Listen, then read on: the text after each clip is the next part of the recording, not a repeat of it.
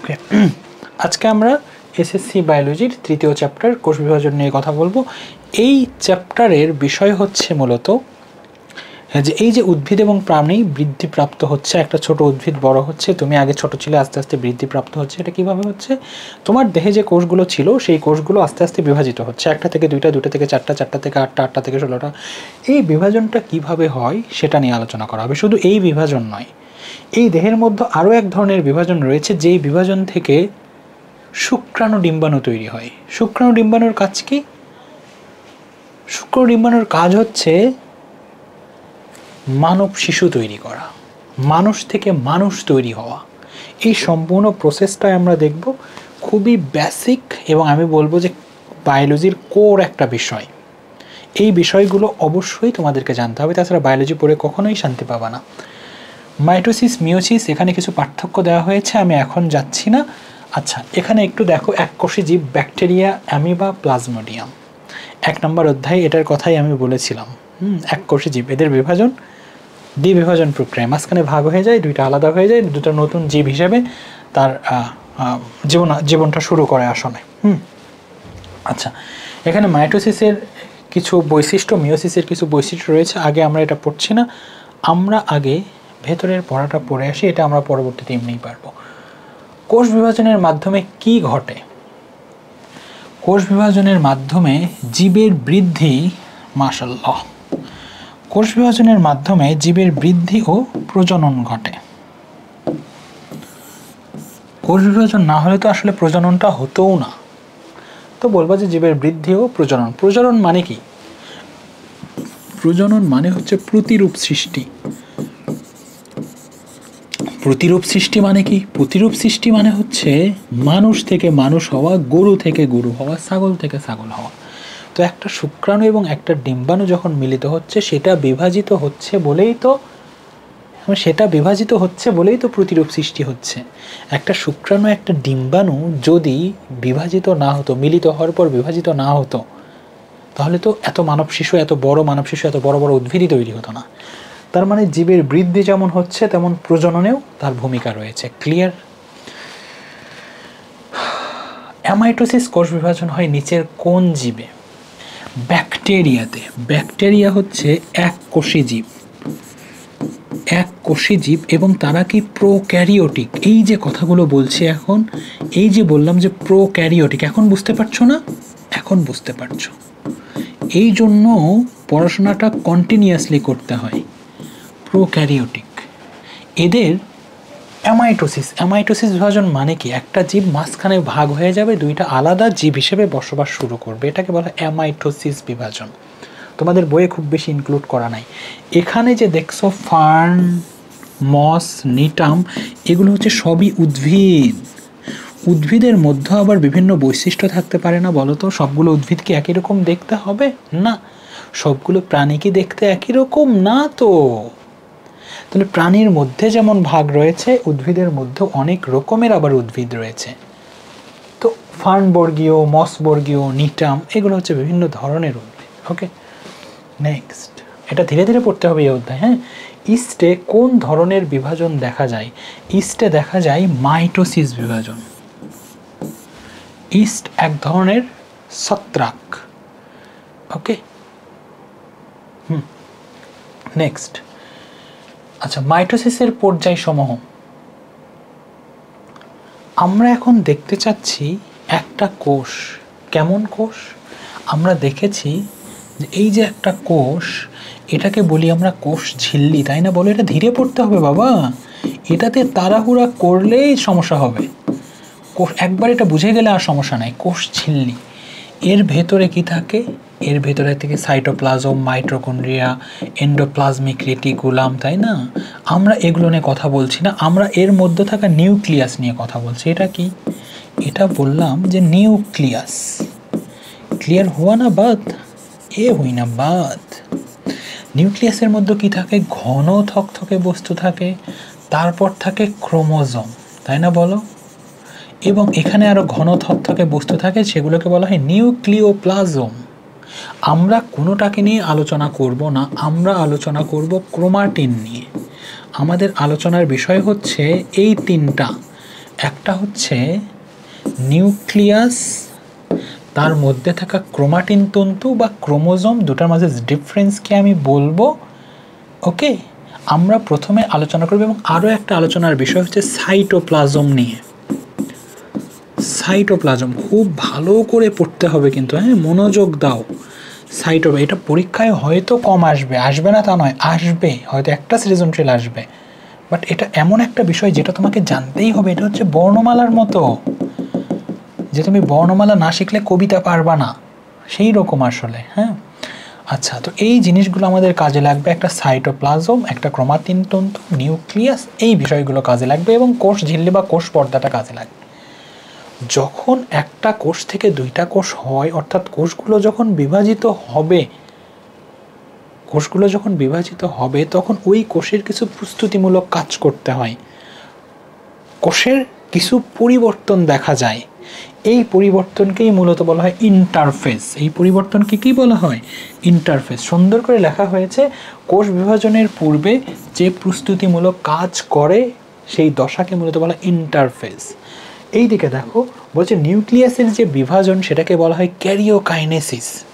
ব্যাপার হচ্ছে এই যে নিউক্লিয়াস আছে, হ্যাঁ, প্রাথমিক অবস্থায় দেখা যায় একটাই কোষ থাকে, কিন্তু নিউক্লিয়াস দুই ভাগ হয়ে যায়। তার মানে একটা নিউক্লিয়াস থেকে দুইটা নিউক্লিয়াস হয়, একটাই কোষের মধ্যে দুইটা নিউক্লিয়াস প্রথমত হয়। এইটাকে বলা হয় ক্যারিওকাইনেসিস। এবং একটু পরে দেখা যায় সাইটোপ্লাজমটাও দুই ভাগ হয়ে গিয়ে দুইটা ভিন্ন কোষে রূপ লাভ করে। এই যে সাইটোপ্লাজমের বিভাজনটা হচ্ছে, এটাকে বলা হয় সাইটোকাইনেসিস। ক্যারিওকাইনেসিস এবং সাইটোকাইনেসিস দুইটাই সম্পূর্ণ হয়ে যাওয়ার পরে দুইটা ভিন্ন ভিন্ন কোষ পাওয়া যায়। শুধু ক্যারিওকাইনেসিস হলে কিন্তু নিউক্লিয়াসের ভেতরেই দুইটা কোষ থাকে, সব আমরা দেখব, তোমাদের চিন্তার কিছু নাই। তো নিউক্লিয়াসের বিভাজনকে বলা হয় ক্যারিওকাইনেসিস, সাইটোপ্লাজমের বিভাজনকে বলা হয় সাইটোকাইনেসিস। এই দুইটা সম্পূর্ণ হওয়ার মানে হচ্ছে কোষ বিভাজন সম্পূর্ণ হওয়া। কেউ যদি তোমাকে বলে যে শুধু ক্যারিওকাইনেসিস হয়েছে, তাহলে কি দুইটা কোষ পেয়েছো? না, না, কোষ একটাই আছে, বাট নিউক্লিয়াস দুইটা হয়েছে সম্পূর্ণ হওয়া, বা সম্পন্ন হওয়া বলতে পারো, সম্পন্ন হওয়া। ওকে, কোষ বিভাজন সম্পন্ন। চলো, এই ক্যারিওকাইনেসিসের 5টা ধাপ, prophase, prometaphase, metaphase, anaphase, telophase, এগুলো আসলে কি? এই যে একটা নিউক্লিয়াস থেকে, নাহি কোষ না, prophase, prometaphase, metaphase, anaphase, telophase, এগুলো এই ভাগগুলোর পরে একটা নিউক্লিয়াস থেকে দুইটা নিউক্লিয়াস হয়, কোষ ভাগ হয় না। তার মানে এরা কার ধাপ? মাইটোসিস, কোষ বিভাজনের ধাপ? নাহি, এরা ক্যারিওকাইনেসিসের ধাপ। কোষ বিভাজন তো হয়নি। এই কয়েকটা ধাপের পরে শুধু একটা নিউক্লিয়াস থেকে দুইটা নিউক্লিয়াস হয়, কোষ বিভাজন তো হয় না, কোষ তো ভাগ হয়নি। সুতরাং ডেফিনেটলি এরা কোষ বিভাজনের অংশ নয়, এরা ক্যারিওকাইনেসিসের অংশ। তো এই যে প্রোফেজ, প্রোমেটাফেজ, মেটাফেজ, অ্যানাফেজ, এগুলো কি? এই যে একটা কোষ, একটা নিউক্লিয়াস থেকে দুইটা নিউক্লিয়াস হবে, তখন নিউক্লিয়াসের মধ্যে বিভিন্ন রকমের পরিবর্তন দেখা যায়। এই পরিবর্তনগুলোকে বিভিন্নভাবে নামকরণ করা হয়েছে। তার মানে এই নামগুলো কিছু বিশেষ বৈশিষ্ট্যকে ধারণ করে। যখন আমরা ওই বৈশিষ্ট্যগুলো পাবো কোনো একটা নিউক্লিয়াসের মধ্যে, তখন আমরা বলবো যে এ প্রোফেজে রয়েছে, বা অ্যানাফেজে রয়েছে, বা টেলোফেজে রয়েছে, এইরকম কথাগুলো বলবো। চলো আমরা শুরু করছি ক্যারিওকাইনেসিসের ধাপগুলো। তার আগে এমসিকিউ আছে, কোন কোষ বিভাজন প্রক্রিয়ায় নিউক্লিয়াস ও ক্রোমোজোম একবার বিভাজিত হয়? এগুলো আসবে, এগুলো আসলে আগেই দিয়েছি তোমাদের টপিক অনুযায়ী। এগুলো কিছুক্ষণ পর এমনিই পারবা তোমরা, এগুলো না দিই। হ্যাঁ, দেখো লিখেছে, সাইটোকাইনেসিসের পূর্বে কোনটি ঘটে? সাইটোকাইনেসিসের পূর্বে ঘটে ইন্টারফেজ। ইন্টারফেজ মানে কি? যখন সাইটোকাইনেসিস এবং ক্যারিওকাইনেসিস হবে, অর্থাৎ যখন কোষ বিভাজনে যাবে, কোষের কিছু প্রস্তুতিমূলক কাজ করতে হয়, কোষকে প্রস্তুত হতে হয়, বিভিন্ন রাসায়নিক পদার্থ রাখতে হয়, কিছু পদার্থকে বের করে দিতে হয়, অনেক রকমের প্রস্তুতি থাকে। সেই প্রস্তুতিকে বলে ইন্টারফেজ। তোমার ইন্টারফেজ বললেই বুঝবা ওই কোষটা বিভাজনে যাবে। ক্লিয়ার? চলো যাচ্ছে আস্তে আস্তে। একই রকম প্রশ্ন, এগুলো আসবে। চলো আমরা শুরু করছি। ওগুলো যে এমসিকিউগুলো স্কিপ করে যাচ্ছি আমি বা ভালো করে বলছি না, এটার কারণ হচ্ছে এগুলো পড়লে ওগুলো এমনিই পারবা। আসলে এখানে কি দেওয়া হয়েছে বাবা, এইটা আসলে একটা কোষ আমি বুঝিয়েছি। একটা কোষের মধ্যে কি থাকে, এই জায়গাগুলোতে থাকে সাইটোপ্লাজম, মাইটোকন্ড্রিয়া, হ্যাঁ, এন্ডোপ্লাজমিক রেটিকুলাম, রাইবোজোম। আমাদের এগুলোর দরকার নেই। আমাদের কার দরকার, শুধু দরকার হচ্ছে এখানে কোষ ঝিল্লি বা প্লাজমা-লেমা, কোষ পর্দা, যেটা যেটা দরকার আমরা সেটা সেটা শুধু নিয়েছি। কোষ ঝিল্লি, এই জায়গায় ঘন এক ধরনের বস্তু দেখা যায়, হ্যাঁ, সেটাকে বলি আমরা নিউক্লিওলাস। আমাদের এটারও দরকার নাই। আমাদের দরকার আসলে কি, আমাদের দরকার হচ্ছে এর ভেতরে কি থাকে, এর ভেতরে থাকে এইরকম পেঁচানো সুতার মতো। এই পেঁচানো সুতার মতো এগুলোকে বলা হয় ক্রোমাটিন তন্তু। ভালো করে মনে রাখবা, কি বলা হয়, ক্রোমাটিন তন্তু। তাহলে ক্রোমোজোম কাকে বলে, আসছি একটু পরেই। এগুলো হচ্ছে ক্রোমাটিন তন্তু, সুতার মতো অংশ। আর এখানে কোনো কিছুর দরকার নাই। আর এটার ভেতরে ঘন থকথকে যে পদার্থ থাকে সেগুলোর নাম কি, সাইটোপ্লাজম। এটা হচ্ছে একটা কোষের স্বাভাবিক অবস্থা। কোষ যখন স্বাভাবিক অবস্থায় থাকে তখন এই ক্রোমোজোমটা পেঁচানো সুতার মতো থাকে, একদম জটলা পাকিয়ে থাকে। যখন কোষ বিভাজনে যাবে তখন প্রথমেই কি করে, কোষটা পানি ছেড়ে দেয়, অর্থাৎ নিউক্লিয়াস থেকে কি হয়, পানি বের হয়ে যায়। ভালো করে প্রথম তাহলে কি দেখো, সুন্দর করে লিখে দিয়েছি, নিউক্লিয়াস আকারে বড় হয়। এই নিউক্লিয়াসটা কি হবে, আকারে একটু বড় হবে। প্রোফেজে কি কি চেঞ্জ দেখতে পাই, নিউক্লিয়াস আকারে বড় হবে, ক্রোমোজোম থেকে পানি হ্রাস পেতে থাকবে, ক্রোমোজোম খাটো ও মোটা হতে থাকবে, সেন্ট্রোমিয়ার ব্যতীত লম্বালম্বে ভাগ হয়ে ক্রোমাটিড উৎপন্ন করবে। আসলে কি করা হচ্ছে তাহলে, সাপোজ এইবার কি হচ্ছে, কোষ থেকে যখন পানি বের হয়ে গেল, হ্যাঁ, তখনই যেটা পেঁচার মানে তোমার এই যে সুতার মতো পেঁচানো অংশগুলো ছিল ওগুলো আস্তে আস্তে কি হয়ে যাবে, ভেঙে যাবে। এরকম কি হবে, ওই পেঁচানো আর থাকবে না, ভেঙে যাবে। এরকম এগুলো কি হবে, ভেঙে যায়। ভেঙে গিয়ে যেগুলো সুতার মতো চিকন ছিল তারা আর চিকন থাকে না, তারা আস্তে আস্তে কি হয়ে যায়, মোটা হয়ে যায়। তার মানে ওইগুলোই তখন কি হয়ে যায় বাবা, কি পরিবর্তন হয়, এই ক্রোমোজোমগুলো এরকম মোটা হয়ে যায়।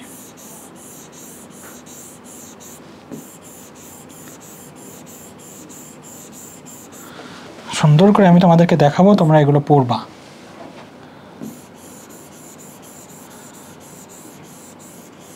প্রথম ধাপে কি হচ্ছে, নিউক্লিয়াসটা আকারে বড় হচ্ছে, কোষ থেকে পানি বের হয়ে যাচ্ছে, যে ক্রোমাটিন তন্তুগুলো যেগুলো সুতার মতো পেঁচানো ছিল, যে সুতার মতো পেঁচানো যারা ছিল সেগুলো আস্তে আস্তে কি হয়ে যাচ্ছে, মোটা হয়ে যাচ্ছে।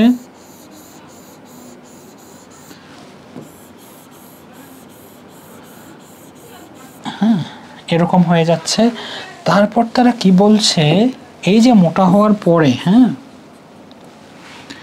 এই মাঝ বরাবর এরকম ভাগ হয়ে যায়। কি, মাঝ বরাবর দেখো, মাঝ বরাবর কি হয়ে গেল, তারা মাঝ বরাবর ভাগ হয়ে গেল। এরকম মাঝ বরাবর ভাগ হয়ে যায়, প্রত্যেকটাই কি হয়, এরকম মাঝ বরাবর ভাগ হয়ে যায়। এবং এবং এই জায়গায় সেন্ট্রোমিয়ার নামক একটা বস্তু যুক্ত হয়। এই অবস্থায় এদেরকে মূলত বলা হয় ক্রোমোজোম। তাহলে ক্রোমাটিন তন্তু আর ক্রোমোজোমের মাঝে পার্থক্য এইবার বোঝা গিয়েছে। যখন কোষ স্বাভাবিক অবস্থায় থাকে তখন ক্রোমাটিন বা ক্রোমোজোমগুলো পেঁচানো সুতার মতো থাকে, তখন সেটাকে বলা হয় ক্রোমাটিন তন্তু। যখন বিভাজনে চলে যায়, ক্রোমোজোমগুলো থেকে পানি বের হয়ে যায়, তারা খাটো এবং মোটা হয়ে যায় এবং ওই মাঝ বরাবর ভাগ হয়ে সেন্ট্রোমিয়ার নামক একটা বিন্দুতে যুক্ত হয়। এটার নাম কি, সেন্ট্রোমিয়ার। এই অবস্থায় এদেরকে কি নামে রাখা হয়, ক্রোমোজোম বলে ডাকা হয়। এটাই প্রোফেজ, আর কিছু না। এখানে সুন্দর করে প্রোফেজের বৈশিষ্ট্যগুলো লেখা হয়েছে। দেখো, ক্রোমোজোম সেন্ট্রোমিয়ার ব্যতীত লম্বালম্বিভাবে ভাগ হয়ে ক্রোমাটিড উৎপন্ন করে। দেখো, এই যে আমাদের এটা কিন্তু ভাগ হয়নি, রাইট? এটা কিন্তু ভাগ হয়নি, ওটা যুক্ত করে আছে, কিন্তু এই ক্রোমোজোমের মাঝ বরাবর ভাগ হয়ে গেছে। আর তখন এই প্রত্যেকটাকে আমরা, এই অংশটাকে কি বলি? ক্রোমাটিড বলি। ক্লিয়ার? এই আর কি, ক্রোমাটিড উৎপন্ন করে, এগুলো ক্রোমাটিড। এটা হচ্ছে প্রথম ধাপ। মানে এইটা আমরা দেখেছি বাবা, যখন একটা কোষ বিভাজন হয় বিজ্ঞানীগণ দেখেছেন যে এইভাবে বিভাজনটা হয়। কিছু কি করার আছে এখানে আমাদের? বলো, যদি এইভাবে বিভাজন হয় তো আমরা কি করব? কিছু করার নাই, এরকম হয়। নেক্সট চলো, কোষ বিভাজনের কোন ধাপে পানি হ্রাস পায়? প্রোফেজে পানি হ্রাস পায়, তাই না? কোন ধাপে নিউক্লিয়াস আকারে বড় হয়? প্রোফেজে আকারে বড় হয়, দেখলাম না আমরা এখনই। এইবার আসো প্রোমেটাফেজ। প্রোমেটাফেজে কি হয়? কেমন ছিল? কেমন ছিল বলো তো? ছিল আকার আকৃতি তাদের এমন ছিল। এটা ছিল সেন্ট্রোমিয়ার, তাই না বলো? এবং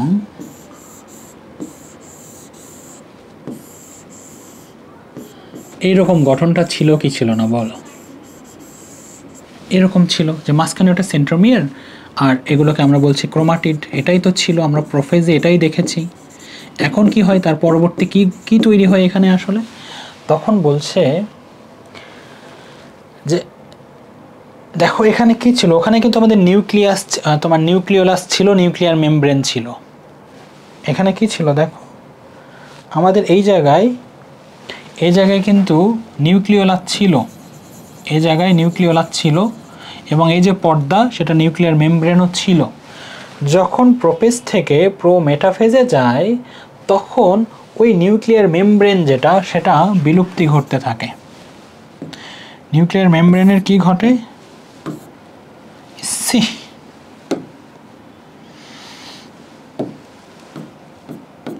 নিউক্লিয়ার মেমব্রেন আস্তে আস্তে কি ঘটতে থাকে? বিলুপ্তি ঘটতে থাকে। এবং এখানে যে নিউক্লিয়াসটাও ছিল, নিউক্লিওলাস যেটা ছিল, সেটাও আস্তে আস্তে কি হতে থাকে? বিলুপ্তি ঘটতে থাকে। ক্লিয়ার? এই পরিবর্তনগুলো আমরা এর ভেতরে আসলে দেখতে পাই। চলো, উদ্ভিদ কোষে প্রোটিন থেকে ও প্রাণী কোষে মাইক্রোটিবিউল থেকে স্পিন্ডল যন্ত্র তৈরি হয়। স্পিন্ডল যন্ত্র কি? স্পিন্ডল যন্ত্র কি? দেখা যায় যে এই জায়গায়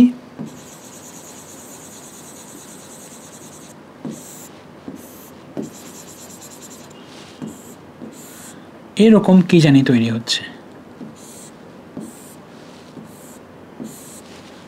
ওকে, এগুলোকে বলা হয় স্পিন্ডল যন্ত্র।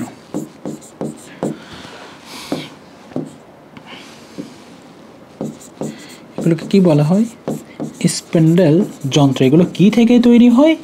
বলছে উদ্ভিদ কোষে যখন বিভাজনটা হয়, সেটা উদ্ভিদ কোষে এক ধরনের প্রোটিন থাকে, সেই প্রোটিন থেকে হয়। আর প্রাণী কোষে হয় মাইক্রোটিবিউল থেকে। মাইক্রোটিবিউল কি? মাইক্রোটিবিউল হচ্ছে আমাদের কোষের ভেতরে গেলেই জালের মতো একটা পদার্থ পাওয়া যায়, তন্তুর মতো, সুতার মতো। ক্রোমাটিন তন্তু নয়, ক্রোমাটিন তন্তু ছাড়াও কোষের মধ্যে গেলেই তন্তুর মতো, জালের মতো, সুতার মতো কিছু অংশ পাওয়া যায়, সেগুলো হচ্ছে মাইক্রোটিবিউল। সেগুলো থেকে স্পিন্ডল যন্ত্র তৈরি হয়। আর এই যে এই অবস্থায় ছিল প্রোফেজে, এগুলো কি হয়? স্পিন্ডল যন্ত্রের বিভিন্ন অংশে লেগে যায়। এটাতে নয়, এটাতে তো দিলাম, ধরো এটাতে, আবার এখানে এটাতে, এখানে এটাতে। স্পিন্ডল যন্ত্র, আমি রংটা একটু চেঞ্জ করে নিচ্ছি। হ্যাঁ, এই যে এই রকম করে লেগে যায়। ক্লিয়ার?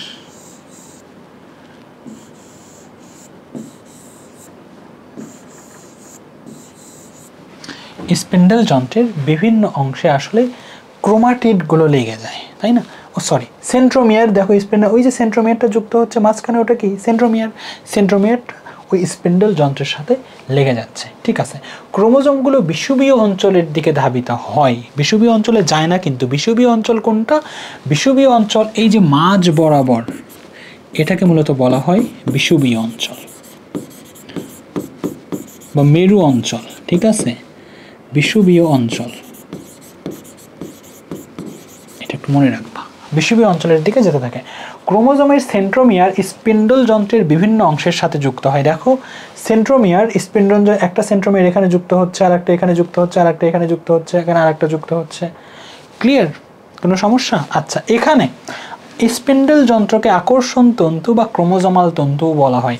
এই স্পিন্ডল যন্ত্রগুলো কি করেছে? স্পিন্ডল যখন এই যে এগুলো স্পিন্ডল যন্ত্রগুলো কি করেছে? ক্রোমোজোমকে যুক্ত করে রেখেছে, সেই জন্য তাদেরকে ক্রোমোজোমাল তন্তু বলা হয়। আবার যেহেতু ক্রোমোজোমগুলোকে আকর্ষণ করে যুক্ত করেছে, তাই তাদেরকে আকর্ষণ তন্তু বলা হয়। এই কথাগুলো তোমাদের মনে থাকতে হবে। এখানে আলটিমেটলি কি হয়েছে ঘটনা? আলটিমেটলি ঘটনা এটা হয়েছে, প্রোফেজে যে ক্রোমাটিড উৎপন্ন হয়েছে, যে সেন্ট্রোমিয়ারগুলো যুক্ত হয়েছে, সেই সেন্ট্রোমিয়ারগুলো স্পিন্ডল যন্ত্রের বিভিন্ন অংশ যুক্ত হবে। যে নিউক্লিওলাস আর নিউক্লিয় পর্দা ছিল, সেটা আস্তে আস্তে বিলুপ্ত হয়ে যাবে। তারপর হচ্ছে তোমার এই ক্রোমোজোমগুলো আস্তে আস্তে বিষুবীয় অঞ্চলের দিকে ধাবিত হবে। বিষুবীয় অঞ্চলে যায়নি, ধাবিত হবে। ক্রোমোজোমগুলো স্পিন্ডল যন্ত্রের বিভিন্ন অংশে যুক্ত হবে, এই জাতীয় কথাগুলো ছিল। এবং এই স্পিন্ডল যন্ত্রকে আকর্ষণ তন্তু বা ক্রোমোজোমাল তন্তু আসলে বলা হয়। এতটুকু জানলে এখান থেকে চলবে। এই জিনিসটা এখানে হলো। Next, metaphase. মেটাফেজে কি হয় দেখো, এখানে কিন্তু কোষ ঝিল্লি, এটা কি কোষ ঝিল্লি। তার মানে হচ্ছে এইবার আমাদের নিউক্লিওলাস এবং নিউক্লিয়র পর্দা সম্পূর্ণরূপে বিলুপ্ত হয়েছে। নিউক্লিওলাস এবং নিউক্লিয়ার পর্দা সম্পূর্ণরূপে বিলুপ্ত হয়েছে। ক্লিয়ার? নেক্সট ঘটনাটা এখানে ঘটে, এই যে আমাদের স্পিন্ডল যন্ত্র যেগুলো ছিল, এরকম ছিল না বলো?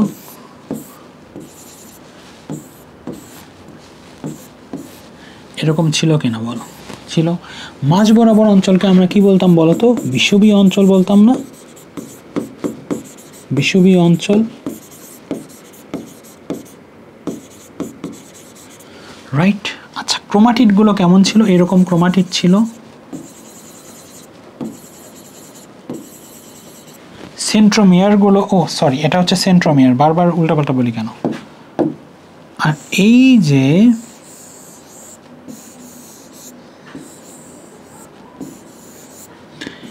এইবার কি দেখতে পাচ্ছ তোমরা বলো তো? এইবার আমরা এটা দেখতে পাচ্ছি যে আমাদের যে ক্রোমোজোমগুলো ছিল, এই ক্রোমোজোমগুলো এইবার বিষুবীয় অঞ্চলে অবস্থান করে। তার মানে মেটাফেজে আসে এই ক্রোমোজোমগুলো একদম বিষুবীয় অঞ্চলে অবস্থান করে, এবং এই ধাপে ক্রোমোজোমগুলোকে সব থেকে খাটো এবং মোটা দেখায়। এটা মেটাফেজের সব থেকে বড় বৈশিষ্ট্য, যে কোন ধাপে ক্রোমোজোমগুলোকে সবচেয়ে খাটো এবং মোটা দেখায়, অথবা কোন ধাপে ক্রোমোজোমগুলো মেরু অঞ্চলে অবস্থান করবে, বিষুবীয় অঞ্চলে অবস্থান করে। এইটাই, আর কিচ্ছু না। দেখো ওগুলোই লেখা আছে। নিউক্লিয়ার মেমব্রেন, নিউক্লিওলাস সম্পূর্ণরূপে বিলুপ্ত হয়। দেখো নিউক্লিয়ার মেমব্রেনও নাই, নিউক্লিওলাসও নাই। ক্রোমোজোমগুলো বিষুবীয় অঞ্চলে অবস্থান করে, তাই তো করছে। ক্রোমোজোমগুলো সবচেয়ে খাটো এবং মোটা দেখায় বলেছি। ক্রোমাটিডগুলোর মধ্যে বিকর্ষণ বাড়তে থাকে। ক্রোমাটিড কোনগুলো? ক্রোমাটিড হচ্ছে এই যে এরা এই যে এরা হচ্ছে ক্রোমাটিড। হ্যাঁ, এইবার ক্রোমাটিডগুলো বিকর্ষণ করা শুরু করে। ক্লিয়ার? ক্রোমাটিডগুলো কি করা শুরু করে? বিকর্ষণ। অর্থাৎ এই অংশ ওটাকে বিকর্ষণ করে, আর ওই অংশ এটাকে বিকর্ষণ করে। এই অংশ এটাকে বিকর্ষণ করে, এই অংশ এটাকে বিকর্ষণ করে। বিকর্ষণ শুরু হয় মাত্র। ক্লিয়ার? বোঝা গিয়েছে? আচ্ছা, সেন্ট্রোমিয়ারের বিভাজন শুরু হয়। সেন্ট্রোমিয়ার কোনটা ছিল? এই যে মাঝখানে, এটাই তো ছিল সেন্ট্রোমিয়ার, তাই না? এটা কি ছিল বাবা? এটা সেন্ট্রোমিয়ার। এটা কি ছিল? এটা ছিল সেন্ট্রোমিয়ার। যখনই এনাফেজে যায়, প্রথমে কি হয় দেখো, সেন্ট্রোমিয়ার মাঝে বিভাজন শুরু হয়। দ্যাট মিনস এই সেন্ট্রোমিয়ারটা কি হয়ে যায়? ভালো করে, সেন্ট্রোমিয়ারটা কি হয়ে যায়? এখানে ভাগ হয়ে যায়। ক্লিয়ার? সেন্ট্রোমিয়ারটা কি হয়? ভাগ হয়ে যায়। সেন্ট্রোমিয়ারটা কি হয়? ভাগ হয়ে যায়। সেন্ট্রোমিয়ারটা কি হয়? মাঝ বরাবর ভাগ হয়ে যায়। যেহেতু এই ক্রোমাটিডগুলো পরস্পরকে বিকর্ষণ করছে, আর যেহেতু মাঝখানে ভাগ হয়ে গিয়েছে, এখন এই ক্রোমাটিডগুলো, এই ধরো উপরের দুইটা ক্রোমাটিড উপরের দিকে যাবে, নিচের দুইটা ক্রোমাটিড নিচের দিকে আসবে। সেন্ট্রোমিয়ার ভাগ হয়ে গেল, তাদের বিকর্ষণ আছে, সুতরাং এই উপরের দুইটা উপরের দিকে যাবে, নিচের দুইটা নিচের দিকে চলে আসে আস্তে আস্তে। ক্লিয়ার? চলো এইবার আমরা অ্যানাফেজ দশায় কি হচ্ছে সেটা একটু বোঝার চেষ্টা করি। চলো করি। আমরা অলরেডি বলেছি, কি বলেছি? যে তারা বিভাজন হয় এবং ক্রোমাটিডগুলো পরস্পরকে কি করে? ক্রোমাটিডগুলো পরস্পরকে বিকর্ষণ করে।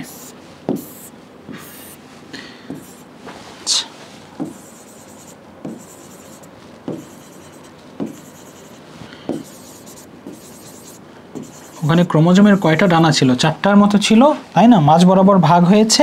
মাঝ বরাবর ভাগ হলে এখন কেমন হবে? এখানে থাকবে এরকম 2টা, এখানে থাকবে এরকম 2টা, এখানে থাকবে এরকম 2টা, এখানে থাকবে এরকম 2টা, এখানে থাকবে এমন 2টা, এখানে থাকবে এমন 2টা, এখানে থাকবে এমন 2টা, এখানে থাকবে এমন 2টা। ক্লিয়ার? এটাই হচ্ছে অ্যানাফেজ। দেখো এখানে ক্লিয়ার না ব্যাপারটা? সেন্ট্রোমিয়ার মাঝ বরাবর ভাগ হয়েছে। এই যে হলুদ হলুদ যেগুলো দেখতে পাচ্ছ সেন্ট্রোমিয়ার মাঝ বরাবর ভাগ হয়েছে। ক্রোমাটিডগুলো পরস্পরকে বিকর্ষণ করে, তার মানে কি উপর দিকে নিচের দিকে যাওয়া শুরু হবে, বিপরীত মেরুর দিকে যাওয়া শুরু হবে, তাই না? এই যে বিপরীত মেরুর দিকে যাচ্ছে। এবং এই ধাপে ক্রোমোজোমকে কয়েকটি ইংরেজি অক্ষরের মতো দেখায়, সেটা হচ্ছে VLIJ। যখন ভি এর মতো দেখায় সেটা হচ্ছে মেটাসেন্ট্রিক। মেটা শব্দটা হচ্ছে মাঝে, সেন্ট্রিক সেন্ট্রোমিয়ার থেকে। তাহলে সেন্ট্রোমিয়ার যখন একদম মাঝে, তখন সেটা ভি এর মতো, মানে ভি এর মতো। এটা সেন্ট্রোমিয়ার আর এইটা হচ্ছে ক্রোমাটিড, তাহলে এটা ভি এর মতো। এটাকে মূলত বলা হয় মেটাসেন্ট্রিক। কি বলা হয়? মেটাসেন্ট্রিক।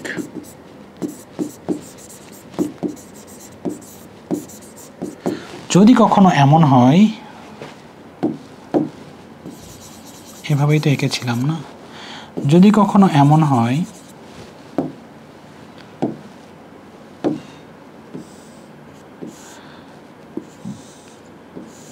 এরকম যেন এল এর মতো দেখাচ্ছে, তাই না? এইটাকে বলা হয় সাবমেটাসেন্ট্রিক। তার মানে সেন্ট্রোমিয়ার একেবারে মাঝে নয়, একটু এক পাশে রয়েছে।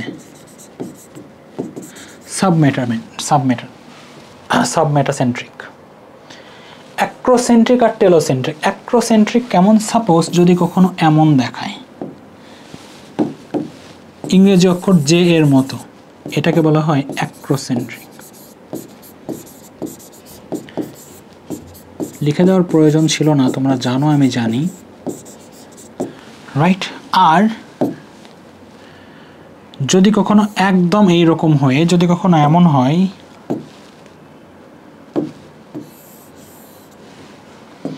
দেখা গেল আমাদের সেন্ট্রোমিয়ারটা কোথায় অবস্থান করছে? একদম এখানে, একদম উপরে আয়ের মতো দেখাচ্ছে, তখন সেটাকে মূলত বলা হয় টেলোসেন্ট্রিক। এই ধাপের এটাই সব থেকে বড় বৈশিষ্ট্য, যে ইংরেজি কয়েকটা অক্ষরের মতো দেখাবে, রাইট? এটাকে বলা হয় টেলোসেন্ট্রিক। মনে রাখবা। এরপর কি বলছে? ক্রোমোজোমের দৈর্ঘ্য ধীরে ধীরে বৃদ্ধিপ্রাপ্ত হবে। যে 2 মেরুতে তো চলে গেল, ইংরেজি কয়েকটি অক্ষরের মতো দেখাচ্ছে। তারপর এই যে ক্রোমোজোম যেগুলো ছিল, এগুলো আস্তে আস্তে আবার বাড়তে থাকবে, বড় হতে থাকবে। এইরকম আমরা এই ধাপে এগুলোই দেখতে পাই। আমরা এরকম দেখতে পাই, কিছু তো করার নাই, তাই না? যেরকম দেখতে পাইছি আমরা বিভাজনের সময়, সেই রকম আলোচনা করছি। মনে রাখার বিষয় কোনটা? VLIJ এর মতো দেখায়। ক্রোমোজোমের দৈর্ঘ্য ধীরে ধীরে বৃদ্ধি পেতে থাকে। এখন ক্রোমোজোমটা কি হবে? আস্তে আস্তে বাড়তে থাকবে, বড় হতে থাকবে। যে মোটা এবং খাটো ছিল, এরা থাকবে না, আস্তে আস্তে লম্বা হবে। এখানে দেখো টেলোফেজ বলে যে প্রোফেজের ঘটনাগুলো বিপরীতভাবে ঘটে। প্রোফেজের ঘটনা বিপরীতভাবে ঘটে মানে কি? প্রোফেজে কি হইতেছিল? নিউক্লিয়ার মেমব্রেন আস্তে আস্তে বিলুপ্ত হচ্ছিল, শুরু হয়েছিল বিলুপ্ত হওয়া। তাহলে এখানে কি হবে? নিউক্লিয়ার মেমব্রেন আস্তে আস্তে যুক্ত হবে। ওখান থেকে কোষে কি পানি বের হয়ে যাচ্ছিল, এখানে কোষে কি হবে? পানি যুক্ত হবে। ওখানে নিউক্লিওলাস আস্তে আস্তে কি হইতেছিল? বিলুপ্ত হয়েছিল। এখানে নিউক্লিওলাস আস্তে আস্তে সৃষ্টি হবে, আবার তৈরি হবে। কারণ নিউক্লিওলাস তো তৈরি হতে হবে। নিউক্লিওলাস কি করে? নিউক্লিওলাস হচ্ছে প্রোটিনের আধার। মানে নিউক্লিওলাস দিয়েই মূলত ক্রোমোজোমটা তৈরি হয়। তাহলে একটাবার চিন্তা করো তো, এই যে ক্রোমোজোমগুলো ভাগ হয়ে গেল, তাই না? আমরা বলি যে মাইটোসিস বিভাজনে ক্রোমোজোম সংখ্যা সমান থাকে, কিন্তু এখানে এসে দেখাই ক্রোমোজোম ভাগ হয়ে গেছে। তাহলে সমান কেমনে হয়? আমরা বলি যে মাইটোসিস বিভাজনকে সমীকরণিক বিভাজন বলা হয়। কারণ কি? কারণ মাতৃকোষে যে কয়টা ক্রোমোজোম থাকে, অপত্য কোষেও একই সংখ্যক ক্রোমোজোম থাকে। ক্রোমোজোম তো অর্ধেক হলো, আমরা দেখতেই পাচ্ছি। তাহলে সমান কিভাবে থাকে?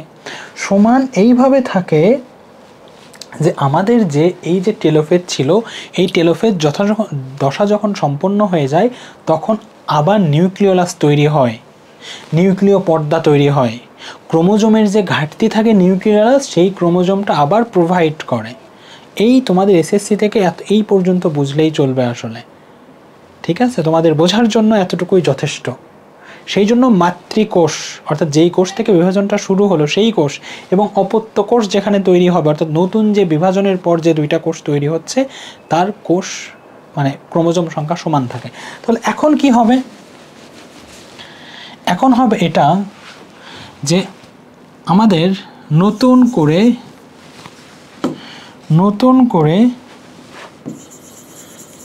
নিউক্লিওলাস তৈরি হবে, নতুন করে নিউক্লিয়ার মেমব্রেন তৈরি হবে, ঠিক আছে? যে ক্রোমোজোমগুলো ছিল যেগুলো খাটো এবং মোটা হচ্ছিল তারা আবারও পেঁচানো সুতার মতো এরকম অংশ গঠন করবে। আমরা দেখেছিলাম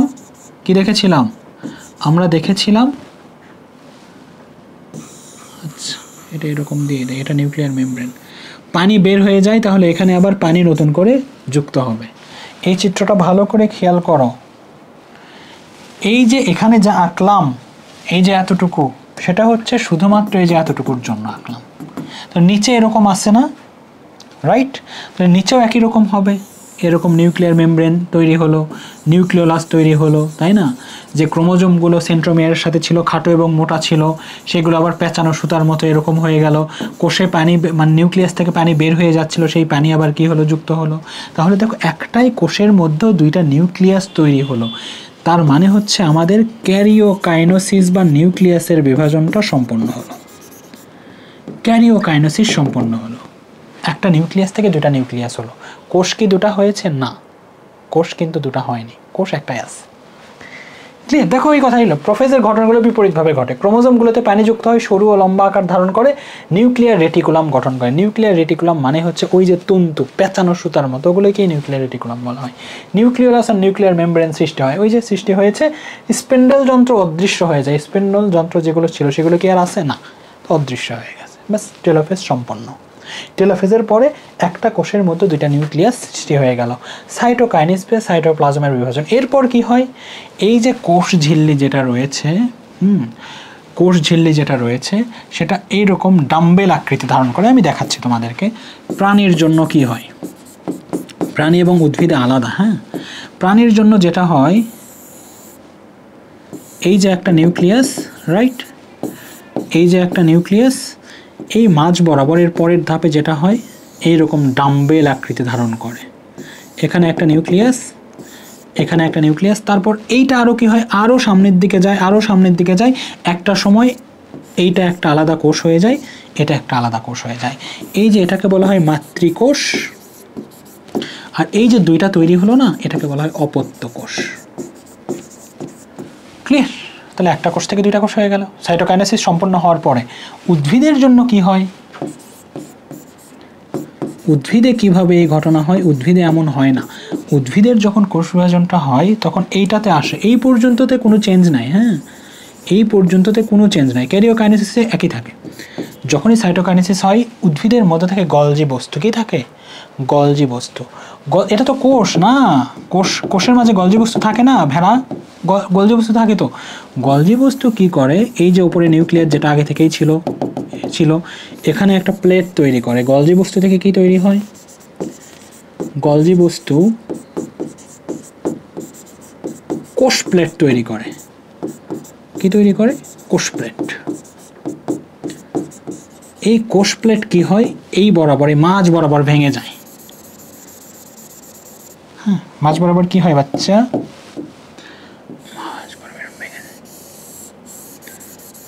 মাঝ বরাবর এরকম ভেঙে যায়, ভেঙে গিয়ে উপরেরটা একটা কোষ, নিচেরটা একটা কোষ।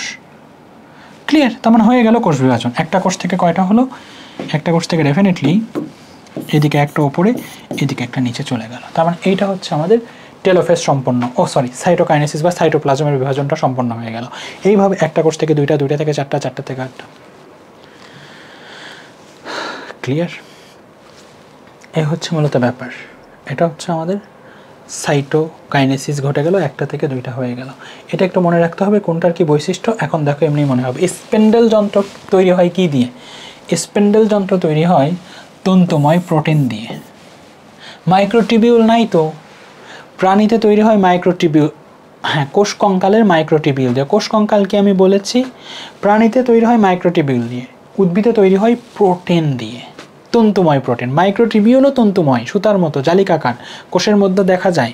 আবার ক্রোমোজোম ভাইব না, ওটা আলাদা। এস্টার রে বিচ্ছুরিত হয় কোন ধাপে? এস্টার রে বিচ্ছুরিত হয় প্রোমেটাফেজ ধাপে, তাই না? মাইটোসিসের কোন ধাপে এস্টার রে বিচ্ছুরিত হয় প্রোমেটাফেজ ধাপে। তুমি যদি টপিক বুঝে থাকো এখন এগুলো ক্লিয়ার। নিউক্লিওলাস ও নিউক্লিয়ার মেমব্রেনের বিলুপ্তি ঘটতে থাকে, বিলুপ্তি হয় নয়, বিলুপ্তি ঘটতে থাকে কোন ধাপে? প্রোমেটাফেজ ধাপে। মেটাফেজে গিয়ে তো সম্পূর্ণ বিলুপ্ত হয়, কিন্তু প্রোমেটাফেজে বিলুপ্তি হওয়া শুরু হয়। নিউক্লিওলাসের সম্পূর্ণ বিলুপ্তি ঘটে কোন ধাপে? মেটাফেজে। মেটাফেজে গিয়ে আর পাওয়াই যায় না। সেন্ট্রোমিয়ারের বিভাজন শুরু হয় কোন ধাপে? মেটাফেজে। ভালো করে বুঝতে হবে, শুরু হয় এক জিনিস, বিভাজিত হয়েছে আর এক জিনিস। বিভাজিত হয়েছে অ্যানাফেজে, কিন্তু বিভাজন হওয়া শুরু হয় মেটাফেজে। ক্লিয়ার? এই ব্যাপারগুলো দেখতে হবে। কে? কুমিল্লা? হ্যাঁ, এই জন্যই। ভি আকার ধারণকারী ক্রোমোজোমগুলোকে কি বলে? ভি আকৃতির ক্রোমোজোমকে কি বলে? ভি আকৃতির ক্রোমোজোমকে বলা হয় মেটাসেন্ট্রিক। সাবমেটাসেন্ট্রিক এল আকৃতির ক্রোমোজোম, টেলোসেন্ট্রিক আই আকৃতির ক্রোমোজোম, অ্যাক্রোসেন্ট্রিক জে আকৃতির ক্রোমোজোম। নেক্সট, সাবমেটাসেন্ট্রিক দুধ। অ্যানাফেজ পর্যায়ে ক্রোমোজোমগুলোকে বিষুবীয় পরস্পর বিপরীত মেরুর দিকে সরে যেতে থাকে কেন? অ্যানাফেজ পর্যায়ে ক্রোমোজোমগুলো বিষুবীয় অঞ্চল থেকে পরস্পর বিপরীত মেরুর দিকে সরে যেতে থাকে কেন? কারণ ক্রোমাটিডগুলো পরস্পরকে কি করছিল? বিকর্ষণ করছিল। আমি যদি কাউকে এভাবে ধাক্কা দেই তো আমিও তো ঠিক তার বিপরীত দিকেই তো যাব। তো ক্রোমাটিডগুলো একে অপরকে বিকর্ষণ করছিল, তাই তারা এভাবে সরে যেতে থাকে। তার মানে বিকর্ষণের কারণে এটা হয়। তো লিখবা বিকর্ষণ বেড়ে যাওয়ার কারণে। ওকে, নেক্সট, অ্যাক্রোসেন্ট্রিক ক্রোমোজোমের আকৃতি কেমন? জে এর মতো। অ্যানাফেজের শেষের দিকে ক্রোমোজোমের দৈর্ঘ্য কি হয়? বাড়তে থাকে। বলেছি না, অ্যানাফেজের শেষের দিকে ক্রোমোজোম আবার কি হয়? বড় হতে থাকে। টেলোফেজে তো একদম ক্রোমাটিন তন্তুই হয়ে যায়। প্রোফেজের ঘটনাগুলো পর্যায়ক্রমে বিপরীতভাবে ঘটে কোথায়? টেলোফেজে। কারেক্ট। টেলোফেজ পর্যায়ের শেষে বিষুবীয় অঞ্চলে কোনটি জমা হয়ে কোষ প্লেট গঠন করে? এন্ডোপ্লাজমিক, ও সরি আমি ভুল বলেছি বাবা, এন্ডোপ্লাজমিক রেটিকুলাম।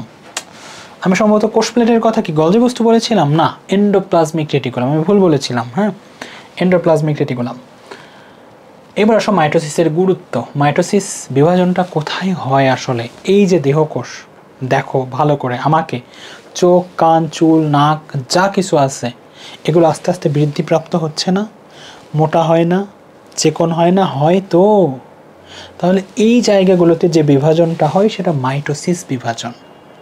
এবং এই মাইটোসিস বিভাজনের মাতৃকোষে যত সংখ্যক ক্রোমোজোম থাকে, অপত্য কোষে ঠিক তত সংখ্যক ক্রোমোজোমই থাকে। এগুলো নিয়ে বিস্তর আলোচনা হবে। পুরো লেকচারটা দেখো, তোমাদের মজা লাগবে খুব। নতুন করে জানবা কোনো কিছু, শিখবা কোনো কিছু, ঠিক আছে? শিখলে ভালো করে শেখো। সময় কিছুটা বেশি লাগবে হয়তো অন্যদের থেকে, বাট একটা ভিডিও দেখলেই কনসেপ্ট ক্লিয়ার হবে। তোমরা যখন এই পুরো একটা অধ্যায় 30 মিনিটে শেষ করেছে, ওই ভিডিও দেখো, ওই ভিডিওর কোয়ালিটি যা হবে, কেউ যেটা 1 ঘন্টায় শেষ করবে তার ভিডিওর কোয়ালিটি আলাদা হবে। তোমাকে ভালো কোনো কিছু জানাবে। আধা ঘন্টার ভিডিও 4 জায়গায় 4টা দেখার চেয়ে 1 ঘন্টার ভিডিওকে একটা দেখা ভালো না? বলো। কনসেপ্ট ক্লিয়ার করো, মুখস্থ করতে হবে না, সবই বুঝবা, গল্পের মতো মনে থাকবে, গল্পের মতো লিখবা। ওকে, চলো। তো মাইটোসিস বিভাজনকে সমীকরণিক বিভাজন বলা হয় এই কারণেই, কারণ মাতৃকোষে যত সংখ্যক ক্রোমোজোম থাকে, অপত্য কোষে তত সংখ্যক ক্রোমোজোম। এই যে সংখ্যক বারবার বলছি, এগুলো নিয়ে আসবো মিওসিস বিভাজনে আসলেই। দৈহিক বৃদ্ধি ঘটে, অঙ্গজ প্রজনন হয়, ক্ষতস্থান সৃষ্টিতে ভূমিকা রাখে, অনিয়ন্ত্রিত কোষ বিভাজন ক্যান্সার কোষ সৃষ্টি করে। অনিয়ন্ত্রিত কোষ বিভাজন মানে কি? একটা হাত কেমন হবে? এমন হবে। কখনো কখনো দেখা গেল এই জায়গায় এরকম ফুলে চলে গেল, তো এটা কি হওয়ার কথা ছিল? এই জায়গায় মাংস এরকম পিণ্ড হয়ে গেল, এটা কি হওয়ার কথা ছিল না? তো এখানে যে ফুলে গিয়েছে তার মানে এখানে নতুন কিছু কোষ তৈরি হয়েছে, দ্যাট মিনস কোষ বিভাজন হয়েছে। কিন্তু এটা তো হওয়ার কথা ছিল না, এখানে হাত ফুলে যাবে এটা তো কোনো কথা না। তাহলে এই যে কোষ বিভাজনটা হয়েছে এটা অনিয়ন্ত্রিত। এই অনিয়ন্ত্রিত কোষ বিভাজন তো এটা মাইটোসিসের কারণেই হচ্ছে। এই অনিয়ন্ত্রিত কোষ বিভাজন থেকেই ক্যান্সার সৃষ্টি হয়। মনে রেখো, টিউমার যাদের হয় এই টিউমারই মূলত অনিয়ন্ত্রিত কোষ বিভাজন। এই টিউমার থেকেই পরবর্তীতে ক্যান্সার সৃষ্টি হয়ে যায়। টিউমার থেকেই পরবর্তীতে ক্যান্সার। ক্যান্সার এত ভয়ঙ্কর কেন বলো তো? ক্যান্সার এত ভয়ঙ্কর কেন? বলো যে ক্যান্সার মরণ ব্যাধি, ভালো হয় না, এটা কেন? দেখো, শরীরে রোগ প্রতিরোধ ক্ষমতা আছে। যখন বাইরে থেকে কোনো রোগ জীবাণু যায়, শরীর বুঝতে পারে এটা বাইরে থেকে আসছে,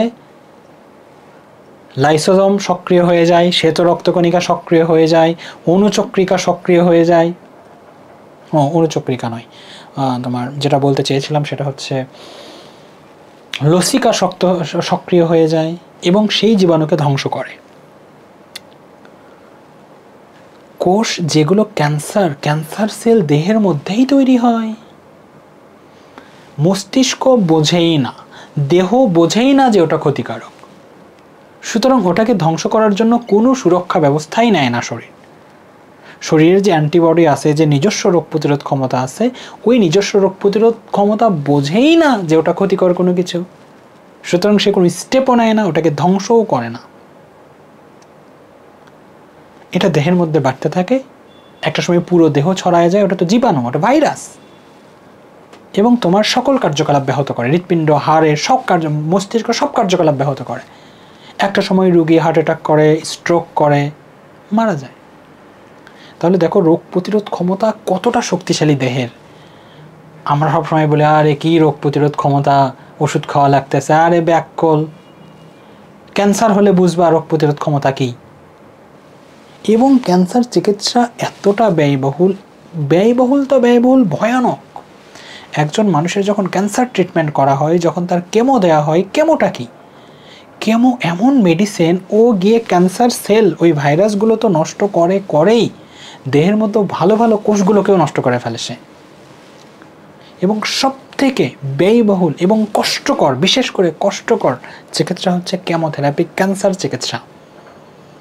সবথেকে, শুধুমাত্র দেহ বুঝতে পারে না বলে যে এটা ক্ষতিকর, এটা দেহ বুঝতে পারে না বলে একটা মানুষ ক্যান্সার থেকে বেঁচে আসার জীবন মরণ যুদ্ধ করতে হয়। সেদিন দেখলাম চট্টগ্রামের এক বয়স্ক লোক আত্মহত্যা করেছে। রিজন কি? রিজন হচ্ছে ক্যান্সার চিকিৎসা সে করবে না, সে আর কেমোথেরাপি নেবে না, সে আত্মহত্যা করেছে। ভাবো একটাবার, মানুষ কোন পর্যায়ে গেলে আত্মহত্যা করে? মানুষ মরতে চায় তবু ভালো হতে চায় না। এতটা ভয়ানক, এতটা কষ্টকর। রুগী খাইতে পারবে না, দিনে 6-7 বার করে বমি করবে, উঠতে পারবে না, চলতে পারবে না, দেহের যে অন্য পদার্থগুলো ছিল সেগুলো কমতে থাকবে, রোগ প্রতিরোধ ক্ষমতা কমতে থাকবে, শ্বেত রক্তকণিকা, লোহিত, সব কিছু নষ্ট হয়ে যায়, সব কিছু। সে এক বিশ্রী ঘটনা, সে এক বিশ্রী অভিজ্ঞতা। আমি মাকে নিয়েছিলাম তো আমি জানি, সে বিশ্রী অভিজ্ঞতা, সে এক ভয়ানক অভিজ্ঞতা। আমার ইন্ডিয়া থেকে আসার পরে মনে হয়েছে এই জীবনের কোনো মূল্য নাই। এই যে আমরা টাকা পয়সার জন্য এত ছোটাছুটি, এটা সেটা, আমার মনে হয় যে সৃষ্টিকর্তা আমাকে যখন সুস্থ রেখেছে তখন সৃষ্টিকর্তার কাছে আর কিছু চাওয়াই উচিত না। সৃষ্টিকর্তার কাছে সর্বোচ্চ চাওয়া এটাই যে আল্লাহ তুমি ভালো রেখো, হে দয়াময় খোদা, পরওয়ার দিগার, হে আমার মালিক, তুমি আমাকে জীবনের শেষ মুহূর্ত পর্যন্ত সুস্থ রেখো। এর থেকে বড় নিয়ামত আর কিচ্ছু নাই। যারা ক্যান্সার পেশেন্টের সাথে ছিলে তারা আমার সাথে একমত হবে, এটা কি এক ভয়ানক অভিজ্ঞতা। যে থাকে তার, যার হয় তারও, সে বিভৎস অভিজ্ঞতা। এটা বোঝানোর মতো না। একটা ক্যান্সার পেশেন্টকে ডিল করা, একটা ক্যান্সার পেশেন্টের সাথে থাকা, তার খাদ্য রুটিন থেকে শুরু করে সব কিছু আলাদা, তার চলাফেরা, তার সব কিছু, মানে সব কিছু, তার অ্যাটিচিউড আলাদা হয়ে যায়, বমি করছে অনবরত, সে এক অদ্ভুত অভিজ্ঞতা, বিভৎস, ভয়ঙ্কর। ক্যান্সার যখন আমি বাইরে যাই, মানুষ সত্য বলুক আর মিথ্যা বলুক, যদি বলে আমার বাবার ক্যান্সার, আমি স্তব্ধ হয়ে যাই। আমি কিছুক্ষণ দাঁড়িয়ে থাকি যে এটা কি শুনলাম আমি। আমার সন্তানের ক্যান্সার, আমি স্তব্ধ হয়ে যাই। কি শুনলাম এটা?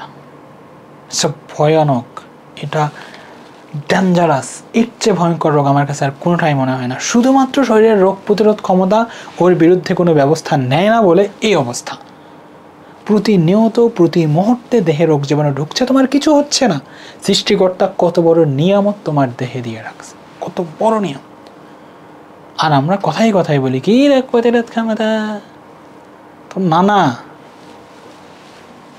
আচ্ছা, হিউম্যান প্যাপিলোমা, এটা দুটো আসলে জিন, হ্যাঁ, প্যাপিলোমা ভাইরাস আসলে, এই দুটো ভাইরাস নামের দুটি জিন কিছু প্রোটিন সৃষ্টি করে যা কোষ বিভাজনকে অনিয়ন্ত্রিত করে এবং জরায়ুর মুখের ক্যান্সার। দেখো জিন কি?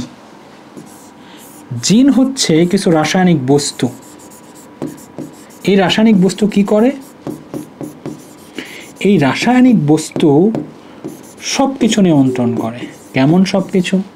তার কোষ বিভাজন থেকে শুরু করে সব কিছু, তোমার বৈশিষ্ট্য থেকে শুরু করে সব কিছু, এগুলো আসবে 11 নম্বর 12 নম্বর চ্যাপ্টারে, এগুলো আছে, তখন আমরা বলবো। বলা হয় যে জিন হচ্ছে ক্রোমোজোমের গায়ে লেগে থাকে ছোট ছোট বস্তু, সেগুলো বৈশিষ্ট্য নিয়ন্ত্রণ করে। ক্রোমোজোমও বৈশিষ্ট্য নিয়ন্ত্রণ করে, জিনও বৈশিষ্ট্য নিয়ন্ত্রণ করে, ডিএনএ আরএনএও বৈশিষ্ট্য নিয়ন্ত্রণ করে। মূলত সব কিছু একই জিনিস, আমরা আসবো সেগুলোতে। এটা একটু মনে রেখো যে হিউম্যান প্যাপিলোমা E6 E7 এর কারণে জরায়ু মুখের ক্যান্সার কোষ সৃষ্টি হয়। এটা এমসিকিউ আসে, পড়াচ্ছি না এগুলো, আর এগুলো পারবা। মানুষের দেহে কোষের সংখ্যা কত? মানুষের দেহে কোষের সংখ্যা সম্ভবত 30 অথবা 35 ট্রিলিয়ন। 30 অথবা 35 ট্রিলিয়ন।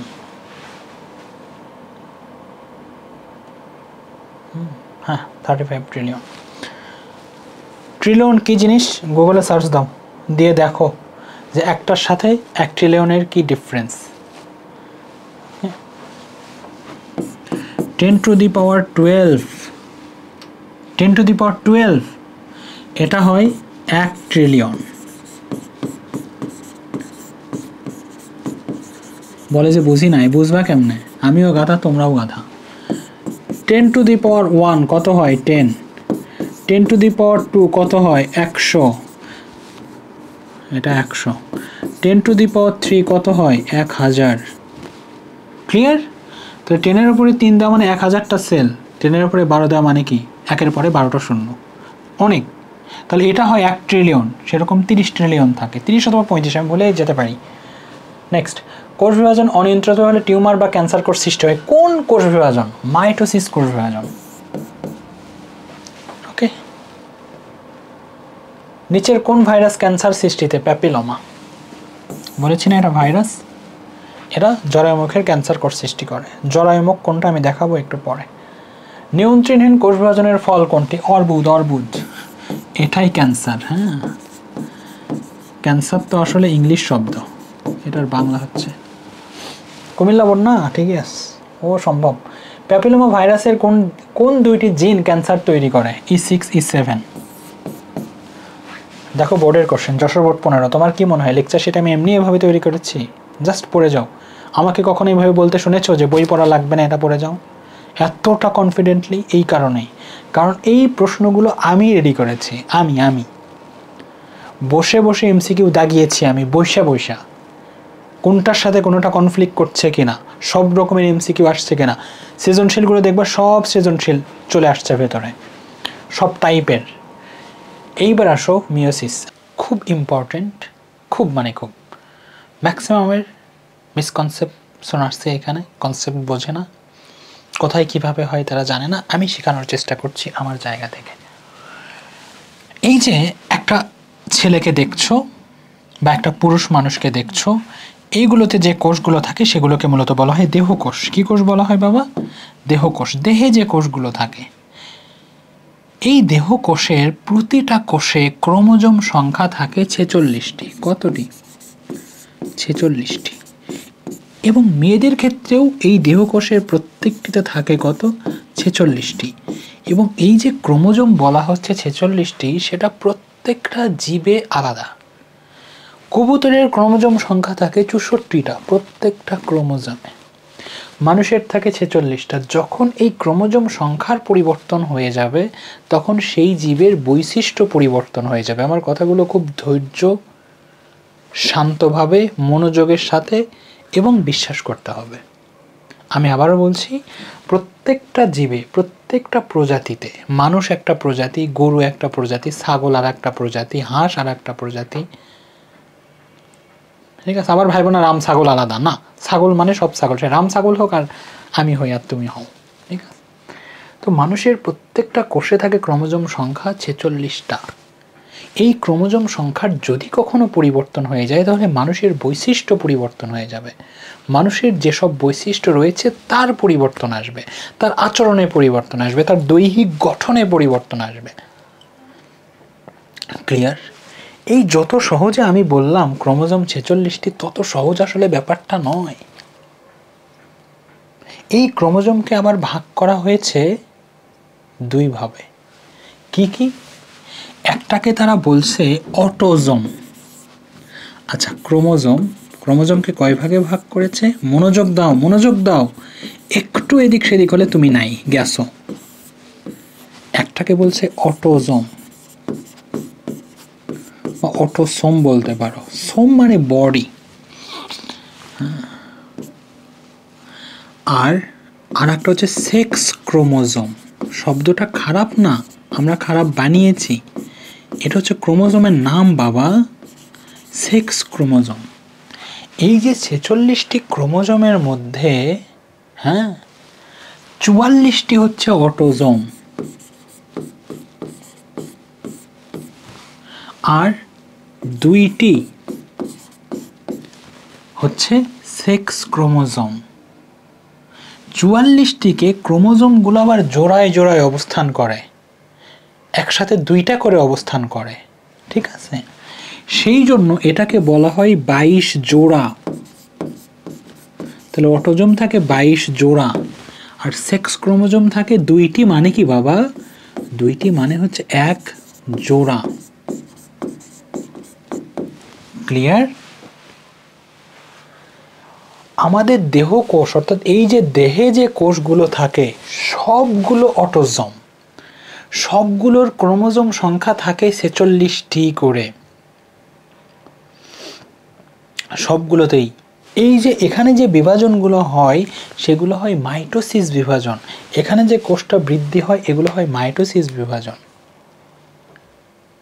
শুক্রাণু এবং ডিম্বাণুর নাম শুনেছো? তোমরা কি চেনো শুক্রাণু কি? ছেলেদের ক্ষেত্রে একটা ছেলের যখন শুক্রাণু তৈরি হয় 13-14 বছর বয়সে, তার স্বপ্নদোষ হয়। স্বপ্নদোষে যেই পদার্থগুলো পড়ে যায় সেটাই হচ্ছে মূলত শুক্রাণু। আর মেয়েদের ক্ষেত্রে ডিম্বাণু হচ্ছে যাদের ঋতুস্রাব শুরু হয়েছে, প্রতি মাসে যে ঋতুস্রাবটা হয়, যে রক্তটা বের হয়, ওই রক্তের মধ্যে থাকে মূলত ডিম্বাণু। ওই কোষগুলো দেহকোষ থেকে আলাদা। ওই কোষ দেহকোষের মতো না। দেহকোষের প্রত্যেকটা কোষে ক্রোমোজোম থাকে 46টি, যার মধ্যে 22 জোড়া হচ্ছে অটোজোম বলা হয় আর 1 জোড়া হচ্ছে সেক্স ক্রোমোজোম বলা হয়। ওই সেক্স ক্রোমোজোমের কাজ কি? ওই সেক্স ক্রোমোজোমের কাজ হচ্ছে, দেখো শুক্রাণু এবং ডিম্বাণু দিয়ে কি হয়? আরে বাচ্চা তৈরি হয়, বেবি হয়। একটা ছেলের দেহে শুক্রাণু তৈরি হচ্ছে, একটা মেয়ের দেহে ডিম্বাণু তৈরি হচ্ছে। তারা ফিজিক্যাল অ্যাটাচমেন্টে আসলে, ফিজিক্যাল অ্যাটাচমেন্ট হওয়া মানে কি? তারা ফিজিক্যালি শারীরিকভাবে মিলিত হলে এই শুক্রাণুটা, এই শুক্রাণুটা এর মধ্য দিয়ে এই জায়গায় থাকে ডিম্বাণু, ডিম্বাণুর সাথে মিলিত হয়ে যায় এবং একটা বাচ্চা হয়। ওই বাচ্চা যে বড় হবে সেটা তো মাইটোসিস বিভাজন দ্বারা, মাইটোসিস বিভাজিত হবে, আস্তে আস্তে বড় হবে। কিন্তু বাচ্চাটা ছেলে হবে নাকি মেয়ে হবে এটাকে ডিফাইন করে, এটা ডিফাইন করে সেক্স ক্রোমোজোম। এইটাই ডিফাইন করে সেক্স ক্রোমোজোম। কিভাবে করে এগুলো তো 12 নম্বর চ্যাপ্টারে আসছেই, আমরা এখানেও একটু বলছি। তো এখন একটা স্বাভাবিক কোষে অর্থাৎ দেহকোষে ক্রোমোজোম সংখ্যা থাকে 46টি। একটা দেহকোষে ক্রোমোজোম সংখ্যা থাকে 46টি। এগুলোকেই বলি আমরা ডিপ্লয়েড। এগুলোকে কি বলি? ডিপ্লয়েড। অর্থাৎ যখন ক্রোমোজোম আলাদা হয়নি, ক্রোমোজোম ভাগ হয়নি, ক্রোমোজোম সংখ্যা যখন আলাদা হয়নি তখন সেটাকে বলি আমরা ডিপ্লয়েড। এবং এই ডিপ্লয়েডকেই মূলত কী দ্বারা প্রকাশ করা হয়? 2n দ্বারা। অর্থাৎ ডিপ্লয়েড বলুক আর 2n বলুক, এটা বললেই বুঝবা যে এখনও নিউক্লিয়াসের ভেতরে যে ক্রোমোজোম সেটা ভাগ হয়নি, 46টিই আছে। তাহলে কি ভাগ হয়? হ্যাঁ হয়। কারা সেই ভাগটা করে? আমাদের দেহের মধ্যেই হচ্ছে। কোন অংশ সেই ভাগটা করছে? এই যে মেয়েদের জন্য এটাকে বলা হয় স্ত্রী জননতন্ত্র, আর ছেলেদের জন্য এই যে শুক্রাশয় বলে, এগুলোকে স্ক্রোটাম বলে। এই জায়গাগুলোতে সেই শুক্রাণুটা তৈরি হয়, আর মেয়েদের ওই জায়গাগুলোতে সেই ডিম্বাণুটা তৈরি হয়। শুক্রাণু এবং ডিম্বাণু দেহকোষের মতো না। শুক্রাণু ওই কোষটা দেখতেও আলাদা, ওখানে ক্রোমোজোম সংখ্যাও কম থাকে। আসলে ক্রোমোজোম সংখ্যা স্বাভাবিক এই দেহকোষগুলোতে 46টি থাকে, শুক্রাণু এবং ডিম্বাণুতে 46টি থাকে না, কম থাকে। কেন কম থাকে সবগুলো নিয়েই কথা হবে। তাহলে আমরা এতটুকুতে আসতে পারলাম যে ডিপ্লয়েড ব্যাপারটা আসলে কি, দেহ অর্থাৎ কোনো একটা জীবে যখন ক্রোমোজোম সংখ্যা অর্ধেক হয়নি সেই ঘটনাকে বলা হয় ডিপ্লয়েড। যখন ক্রোমোজোম সংখ্যা অর্ধেক হয়ে যাবে তখন সেই ঘটনাকে বলা হবে হ্যাপ্লয়েড। আচ্ছা ঠিক আছে, তাহলে ধরো যে এইটা একটা প্রাথমিক অবস্থায় কোথায় বোঝায়। আচ্ছা এদিকে দেখো,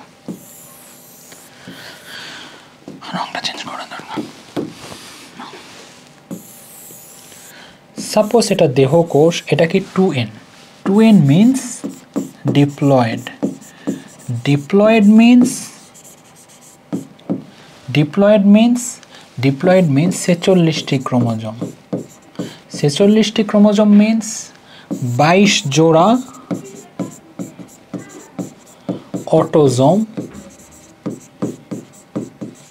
অটোজোম এবং এক জোড়া বা দুইটি আসলে সেক্স ক্রোমোজোম এখনো আছে। এটা একটা স্বাভাবিক কোষ,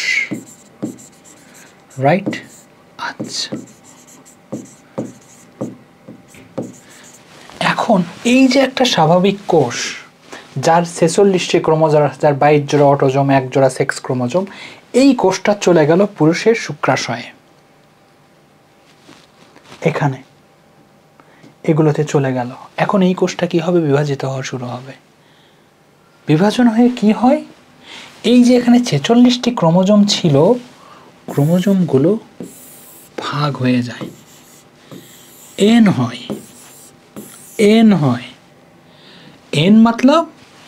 এন মতলব এই যে 22 জোড়া অটোজোম, এই 22 জোড়া এখানে হয়ে যায় 11 জোড়া। কি বললাম?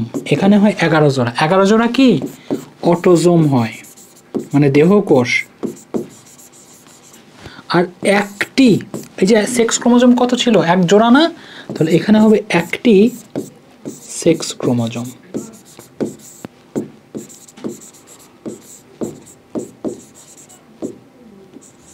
তাহলে দেখো আমাদের এই ক্রোমোজোমটা কি হয়েছে? অর্ধেক হয়েছে। এখানে ক্রোমোজোমটা এখন কয়টি হয়েছে দেখো তো? 11 জোড়া। মানে কি 11 জোড়া মানে 22 আর 1 23।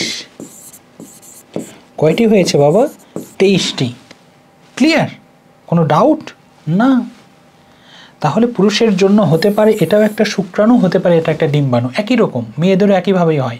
সাপোজ এইটাই সেই কোষ, দেহকোষ, এইটা ওই প্রজননতন্ত্রে গেল, গিয়ে বিভাজিত হয়ে এই অবস্থা একটা তৈরি হলো। এখানেও তাই হয়, এই এনেও একই ক্যারেক্টারিস্টিক্স থাকে। ওই 11 জোড়া,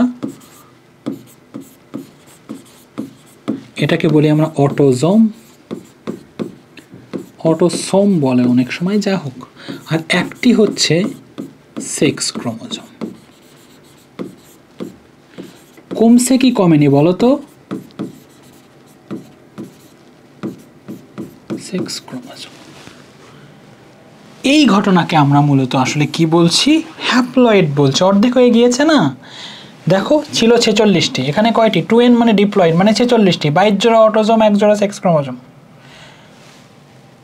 প্রজননতন্ত্রে গেল, বিভাজিত হলো। কোন বিভাজন? এই যে ক্রোমোজোম সংখ্যাগুলো অর্ধেক হয়ে যাচ্ছে, মাইটোসিস বিভাজনে কি এমন ছিল? না, ছিল না। মাইটোসিস বিভাজনে তো ক্রোমোজোম সেম ছিল, কিন্তু আমরা দেহের মধ্যে এমন একটা বিভাজন পেলাম যেই বিভাজনের কারণে ক্রোমোজোম সংখ্যা 46টি থেকে হয়ে গেল 23। মাইটোসিস বিভাজনে কিন্তু এমন ছিল না। যখন একটা থেকে দুইটা কোষ হলো সেখানে ক্রোমোজোম সংখ্যা যে অপত্য কোষ ছিল সেখানেও 46টি করেই ছিল, কিন্তু এখানে দেখো অপত্য কোষগুলোতে 23টি করে আছে, এটাও 23টি, ওখানেও কি আসলে 23টি। তাহলে ক্রোমোজোম সংখ্যাটা কি হয়ে গেল? অর্ধেক হয়ে গেল। সেই জন্য মিওসিস বিভাজনকে বলা হয় হ্রাসমূলক বিভাজন, কমে যায়। আর মাইটোসিস বিভাজনে যেহেতু কমে না সেই জন্য সেটাকে বলা হয় সমীকরণিক বিভাজন। সমীকরণ মানে কি? সমীকরণ মানে হচ্ছে সমানের উভয় পাশে যদি একই থাকে, সমানের উভয় পাশে কি থাকে? একই থাকে। তো তুমি 2=3 লিখতে পারবা কখনো? না, সমানের উভয় পাশে তো একই সংখ্যায় দিতে হয়। সেই জন্য যেহেতু ক্রোমোজোম সংখ্যাও একই থাকে সেই জন্য মাইটোসিস বিভাজনকে বলা হয় সমীকরণিক বিভাজন। এটা কি বিভাজন হলো? মিওসিস বা হ্রাসমূলক বিভাজনটা হলো। এরপর কি হয় জানো? এটাও একটা কোষ, এটাও একটা কোষ, যেই কোষে ক্রোমোজোমের সংখ্যা কি হয়েছে? অর্ধেক হয়েছে। ক্লিয়ার? ক্লিয়ার? Yes, clear. এইবার এই বিভাজনটা আবার হয়, এটাও দুইটা বিভাজন হয়, এটারও দুইটা বিভাজন হয়। হয়ে কি হয়? আবারও সেই এনই গঠিত হয়, আবারও কি হয়? এনই গঠিত হয়। অর্থাৎ এখানেও এই কন্ডিশনই থাকে, এখানেও এই কন্ডিশনই থাকে, এইটাও বিভাজিত হয়, এন হয়, এন হয়। তার মানে এই কোষগুলোতেও এইটা থাকে, এই কোষগুলোতেও এটা থাকে। তার মানে প্রথম যে বিভাজনটা হয় সেটা মিওসিস বিভাজন, ক্রোমোজোম সংখ্যা অর্ধেক হয়ে যায়, কিন্তু পরে যে বিভাজনটা হয় সেখানে ক্রোমোজোম সংখ্যা আর অর্ধেক হয় না, সেখানে ক্রোমোজোম সংখ্যা এইটার সমান থাকে। এই জন্য পরের বিভাজনটাকে বলা হয় মাইটোটিক বিভাজন। এগুলো হচ্ছে দেহের মধ্যে বাবা, কিচ্ছু করার নাই তো না, মাইটোটিক বিভাজন হচ্ছে। তাহলে দেখো আমাদের মাইটোসিস বিভাজনে একটা কোষ থেকে কয়টা কোষ আমরা পাচ্ছিলাম? দুইটা। মিওসিস বিভাজনে একটা কোষ থেকে পরপর দুইবার বিভাজিত হয়ে একটা, দুটা, তিনটা, চারটা আমরা পাচ্ছি।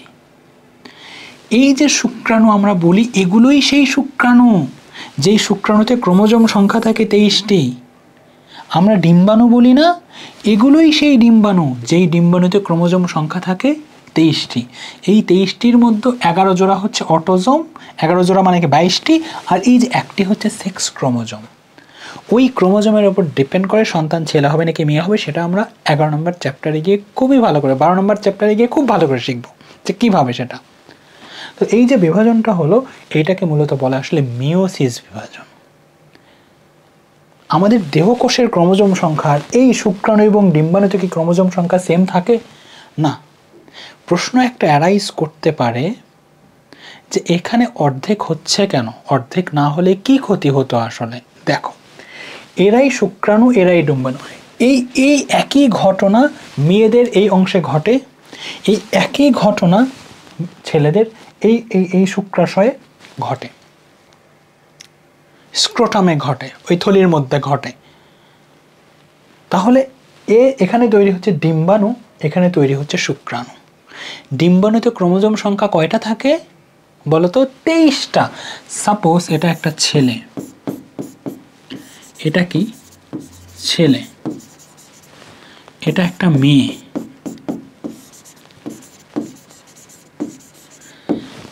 এরা সবাই কেমন? প্রাথমিক অবস্থায় তো ডিপ্লয়েড, প্রত্যেকটা করে ক্রোমোজোম সংখ্যা হয়ে গেল অর্ধেক, তাই না? ওকে, এরা কি করলো? হয়ে গেল হ্যাপ্লয়েড, মানে ক্রোমোজোম সংখ্যা কেমন হয়ে গেল? অর্ধেক। তার মানে 46টি থেকে কত হলো? 23টি হলো, তাই না? এটাও 23, এটাও 23, হ্যাপ্লয়েড হয়ে গেল, রাইট?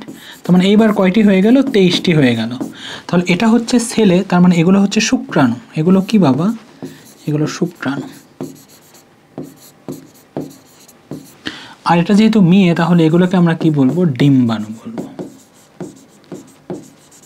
বলেছি কিন্তু এই পুরো ঘটনাটা মেয়েদের দেহ ঘটে, এই পুরো ঘটনাটা ছেলেদের দেহ ঘটে। মেয়েদের দেহে যেটা উৎপন্ন হয় সেটাকে ডিম্বাণু বলে, সেটা এই ডিম্বাণুগুলো প্রতি 1 মাস যাবত অপেক্ষা করে। যে শুক্রাণু আসবে, তাদের মাঝে প্রবেশ করবে এবং সে একটা বাচ্চা উৎপাদন করবে। 1 মাস যাবৎ সে যখন শুক্রাণু পায় না তখন ডিম্বাণু যখন শুক্রাণু যখন পায় না তখন ডিম্বাণুগুলো তোমাদের মাসিকের বা ঋতুস্রাবের রক্ত দিয়ে বের হয়ে চলে যায়। এটাই ঘটনা, প্রকৃতিতে এটাই হচ্ছে, লজ্জার কিছু নাই। যদি কোনো বাবা মা মনে করেন আমার বাচ্চা কাচ্চাকে খারাপ শেখানো হচ্ছে, বাচ্চা কাচ্চাকে ভর্তি করিয়েন না। এটা ক্লাস 8 নয়, ক্লাস 7 নয়, এটা 9, 10। আমার যে বিজ্ঞ ব্যক্তি এগুলো দিয়েছেন তারা ভালো বোঝেন, আমাকে এতটুকু শেখাতে হবে। এতটুকু না শেখালে ওরা শিখতে পারবে না আসলে কোনো কিছুই। এতটুকু উন্মুক্ত শিক্ষার ক্ষেত্রে এতটুকু উন্মুক্ত হতেই হবে আপনাদেরকে। আমি এখানে রসের আলাপ করছি না, আমি বাচ্চাদেরকে শেখানোর চেষ্টা করছি, আপনারা আমাকে অন্যভাবে নেবেন না। অনেক সময় অভিভাবকদের খুব খারাপ লাগে, এটা খারাপ লাগার কোনো বিষয় না। বাচ্চাকে ডক্টর বানাবেন, আপনি এগুলো শিখতেই দেবেন না, ও কবে শিখবে ও? আচ্ছা, এটা হচ্ছে ডিম্বাণু। হ্যাঁ, তো এখন দেখা গেল এই ছেলে এবং এই মেয়ের মাঝে বিয়ে দেওয়া হলো, তারা ফিজিক্যাল অ্যাটাচমেন্টে আসলো। হ্যাঁ, এই শুক্রাণুগুলো এই পেনিসের মধ্য দিয়ে বের হয় এবং এই জায়গাগুলোর মধ্য দিয়ে ভেতরে চলে যায়। এই পেনিসের অংশটা বা লিঙ্গটা এর মধ্যে, এই এতটুকুর মধ্যেই সঞ্চালিত হয়। এর মধ্যে যখন বীর্যটা নির্গত হয় বা শুক্রাণুটা নির্গত হয়, এই পথ বেয়ে বেয়ে বেয়ে বেয়ে বেয়ে বেয়ে এই জায়গাতে থাকে ডিম্বাণু, সেই ডিম্বাণুর সাথে নিষিক্ত হয়। তার মানে এই যে শুক্রাণু এবং এই যে ডিম্বাণু আসলো, হ্যাঁ, এই শুক্রাণু এই যে ডিম্বাণু আসলো, সেটা এটার সাথে এটাও আসতে পারে, এটার সাথে এটা আসতে পারে, এটার সাথে যে কোনোটা। আমরা 12 নম্বর চ্যাপ্টারে গিয়ে এগুলো আরও জানবো। এইটা মিলিয়ে গঠিত হয়। দেখো এটার এন কয়টা ক্রোমোজোম ছিল? 23টা। এটাও এন কয়টা ক্রোমোজোম ছিল? 23টা। এই 23 আর এই 23 মিলিয়ে এটাকে আমরা 2n বলি, ঠিক আছে। 23 আর 23টা মিলিয়ে আবার কি হবে? 46টি হবে। তার মানে কি, একটা ছেলে তার দেহে ছিল 46টা, সেই যে সন্তান যে জন্মগ্রহণ করছে তার দেহেও কয়টা থাকছে? 46টা। তার মানে কি, মানুষ থেকে মানুষ হচ্ছে, মানুষের যে বৈশিষ্ট্য, এই যে শিশুটা জন্মগ্রহণ করছে তার বৈশিষ্ট্যটা সেম হবে। যদি ভুল করেও এই বিভাজনে অর্থাৎ মিওসিস বিভাজনে যদি ক্রোমোজোম সংখ্যা অর্ধেক না হতো, যদি এমন হতো যে ছেলের দেহে 46টা, শুক্রাণুতেও 46টা, মেয়ের দেহে 46টা, ডিম্বাণুতেও 46টা, তো 46 আর 46 যোগ করে হতো কত? 92টা। তাহলে কি মানব জাতির বৈশিষ্ট্য আর ঠিক থাকতো? বা কোনো প্রজাতির বৈশিষ্ট্যই কি আর ঠিক থাকতো না? তার মানে বৈশিষ্ট্য অক্ষুণ্ণ থাকছে। বৈশিষ্ট্য মানে কি? বৈশিষ্ট্য মানে এই নয় আচরণ। বৈশিষ্ট্য মানে আচরণের সাথেও ইনক্লুড হয় বায়োলজিতে। দেখতে কেমন হবে, কয়টা হাত হবে, কয়টা পা হবে, হাতগুলো কোথায় হবে, পাগুলো কোথায় হবে। তো যদি ক্রোমোজোম সংখ্যা চেঞ্জ হয়ে যেত, এই আচরণগত বৈশিষ্ট্য, দৈহিক বৈশিষ্ট্য একটাও ঠিক থাকতো না। তাহলে মানুষ থেকে যে মানুষ হচ্ছে, মানুষের বৈশিষ্ট্য যে মানুষের সঞ্চারিত হচ্ছে, বংশগতি, হেরিডিটি বলা হয়, এটা শুধুমাত্র এই মিওসিস বিভাজনের কারণে টিকে আছে। এটা মাইটোসিস বিভাজনের মতো নয়। মাইটোসিস বিভাজন তো ক্রোমোজোম একই ছিল, সমীকরণিক এখানে বিভাজিত হচ্ছে, ক্রোমোজোম সংখ্যা অর্ধেক হয়ে যাচ্ছে। রাইট, এই যে দুইটা এখানে, সেই দুইটা এখানে আমি দেখিয়েছি। মূলত শুক্রাণু কয়টা উৎপন্ন হয়? এরকম 4টা, একটা থেকে এরকম 4টা উৎপন্ন হয়, ডিম্বাণু 4টা উৎপন্ন। ক্লিয়ার হুয়া? কোনো ডাউট? আচ্ছা, ডিম্বাণু কয়টা উৎপন্ন হয় সেগুলো পরে জানো তোমরা, আপাতত এতটুকুই জানো। তাহলে মানুষ থেকে আলটিমেটলি কি হবে? মানুষই হবে। যদি ভুল করেও ক্রোমোজোম সংখ্যা আলাদা হতো, মানে আলাদা না হতো, যদি একই থাকতো, তাহলে এই ঘটনা ঘটতো না। এই যে একটা শুক্রাণু একটা ডিম্বাণুর সাথে মিলিত হলো, এইটাকে বলা হয় নিষেক হলো, এবং এইটাকেই বলা হয় মূলত জাইগোট। তাহলে একবার বলো তো জাইগোট কি? আরে ভাই, জাইগোট ডিপ্লয়েড। জাইগোট তো 2n, তার মানে সেটা ডিপ্লয়েড। ভ্রূণ কি? জাইগোট যখন বিভাজিত হবে, এই যে এই শুক্রাণু এবং ডিম্বাণু মিলিত হলো, সেটা এখন বিভাজন হবে, যেটাকে ক্লিভেজ বলা হয়। এটা যখন বিভাজিত হবে তখন আস্তে আস্তে একটা মানব শিশু তৈরি হবে। যদি এটা মানুষের শুক্রাণু হয়, মানুষের ডিম্বাণু হয়, তাহলে আস্তে আস্তে একটা মানব শিশু তৈরি হবে, সেটাকে মূলত বলা হয় ভ্রূণ। তাহলে ভ্রূণও কি আসলে ডিপ্লয়েড? অনেকে ভুল করে, হ্যাঁ, মনে করে ভ্রূণ হ্যাপ্লয়েড, মানে ভ্রূণটাও কি আসলে ডিপ্লয়েড? জাইগোট ডিপ্লয়েড, ভ্রূণ ডিপ্লয়েড। এই যে জনন কোষ লেখা আছে, জনন কোষ কোনগুলো? শুক্রাণু এবং ডিম্বাণু, এগুলোকেই জনন কোষ বলা হয়। ক্লিয়ার? মানবদেহের কোথায় এগুলো হয়, কিভাবে হয়, কি অবস্থা। গ্যামেট কি? এই যে শুক্রাণু ডিম্বাণু এগুলোকে গ্যামেট বলা হয়। ক্লিয়ার? পুং গ্যামেট মানে শুক্রাণু বলছে তারা, পুং গ্যামেট স্ত্রী গ্যামেট, দ্যাট মিনস ডিম্বাণুকে বলছে তারা। পুং গ্যামেট প্লাস স্ত্রী গ্যামেট, আবার ভুল করো না। ওকে, স্ত্রী গ্যামেট। এই হচ্ছে ওভারঅল আলোচনা।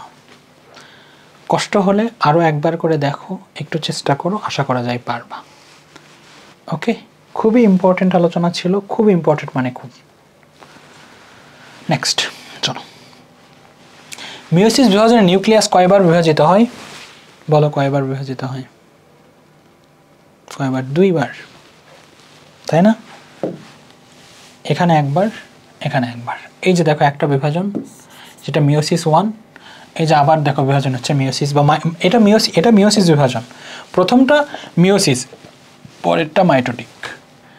কারণ এইবার এখানে বিভাজন হয়তো অর্ধেক হয়েছে, আবার যদি বিভাজন হয় অর্ধেক হইতো, তাহলে কি হইতো? তাহলে কি 46টা পাইতা? না, পাইতা না, তাই না? তাহলে তো অনেক কমে যেত, 46 অর্ধেক হয়ে যেত।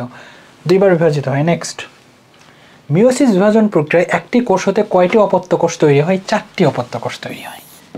মাইটোসিসে কয়টা হয় মনে রাখবা, স্টুডেন্টরা এটা খুব ভুল করে। মাইটোসিসে হয় 2টা, মিওসিসে হয় 4টা। আর কিছু নাই বাবা পড়ানোর মতো। মানবদেহে মিওসিস কোষ বিভাজনে প্রতিটি অপত্য কোষ কতটি ক্রোমোজোম থাকে? মানবদেহে মিওসিস কোষ বিভাজনে প্রতিটি অপত্য কোষে কতটি ক্রোমোজোম থাকে? 23টি, যার মধ্যে 22টি হচ্ছে অটোজোম। এরা কি করে? এখনো তোমাদের এটাতে কনফিউশন হচ্ছে আমি জানি। একটা হচ্ছে সেক্স ক্রোমোজোম, আমি এখনো জানি এখানে কনফিউশন আছে। আচ্ছা একটাবার বোঝো, এই সেক্স ক্রোমোজোম ডিফাইন করে যে সে ছেলে হবে নাকি মেয়ে হবে। আর এই যে 22টা অটোজোম, দেহকোষ বিভাজিত হতে হবে না? শুক্রাণু ডিম্বাণু তো মিলিত হয়েছে, জাইগোট তো হয়েছে, তাহলে বাচ্চাটা আস্তে আস্তে বড় হতে হবে না? হবে তো। কোন কোষ বিভাজিত হয়? দেহকোষ বিভাজিত হয়। তার মানে ওই 22টা এরা বারবার বিভাজিত হবে, হয়ে সেই মানব শিশুটা আস্তে আস্তে বড় হবে, পেটের মধ্যে আস্তে আস্তে বাড়তে থাকবে, একটা সময় পেট থেকে বের হয়ে আসবে। ক্লিয়ার? আর ওই একজোড়া যেটা ছিল, একটি যেটা ছিল পুরুষের একটা মেয়ের একটা, ওই একটি মিলিয়ে 2টি, এই 2টা ডিফাইন করবে ও ছেলে হবে নাকি মেয়ে হবে। ছেলে হলেও তো বৃদ্ধিপ্রাপ্ত হবে, মেয়ে হলেও তো সে বাড়বে মায়ের পেটে আস্তে আস্তে, তাই না? তাহলে ওইটার কাজ হচ্ছে সেই মানব শিশুকে, সেই ভ্রূণকে বৃদ্ধিপ্রাপ্ত করানো। কারণ মিওসিস বিভাজন না হলে কি শিশু বড় হবে? না তো। সরি, মাইটোসিস বিভাজন না হলে কি শিশু বড় হবে? না তো। তাই মাইটোসিস বিভাজন তো হতে হবে। ওই 22টি, হ্যাঁ ওই 22টি অটোজোমে যাবে, দেহকোষ, ওখান থেকে দেহ তৈরি হবে। আর এইটা সেক্স ক্রোমোজোম, মানব শিশুর ছেলে হবে নাকি মেয়ে হবে এটা নির্ধারণ করবে। 12 নম্বর চ্যাপ্টারে গিয়ে ক্লিয়ার হবে, অপেক্ষা করো। আমি এখানে তো ওটা করে দিতে পারবো না। না, নিচের কোনটি হ্যাপ্লয়েড উদ্ভিদ নয়? নিচের কোনটি হ্যাপ্লয়েড উদ্ভিদ নয়?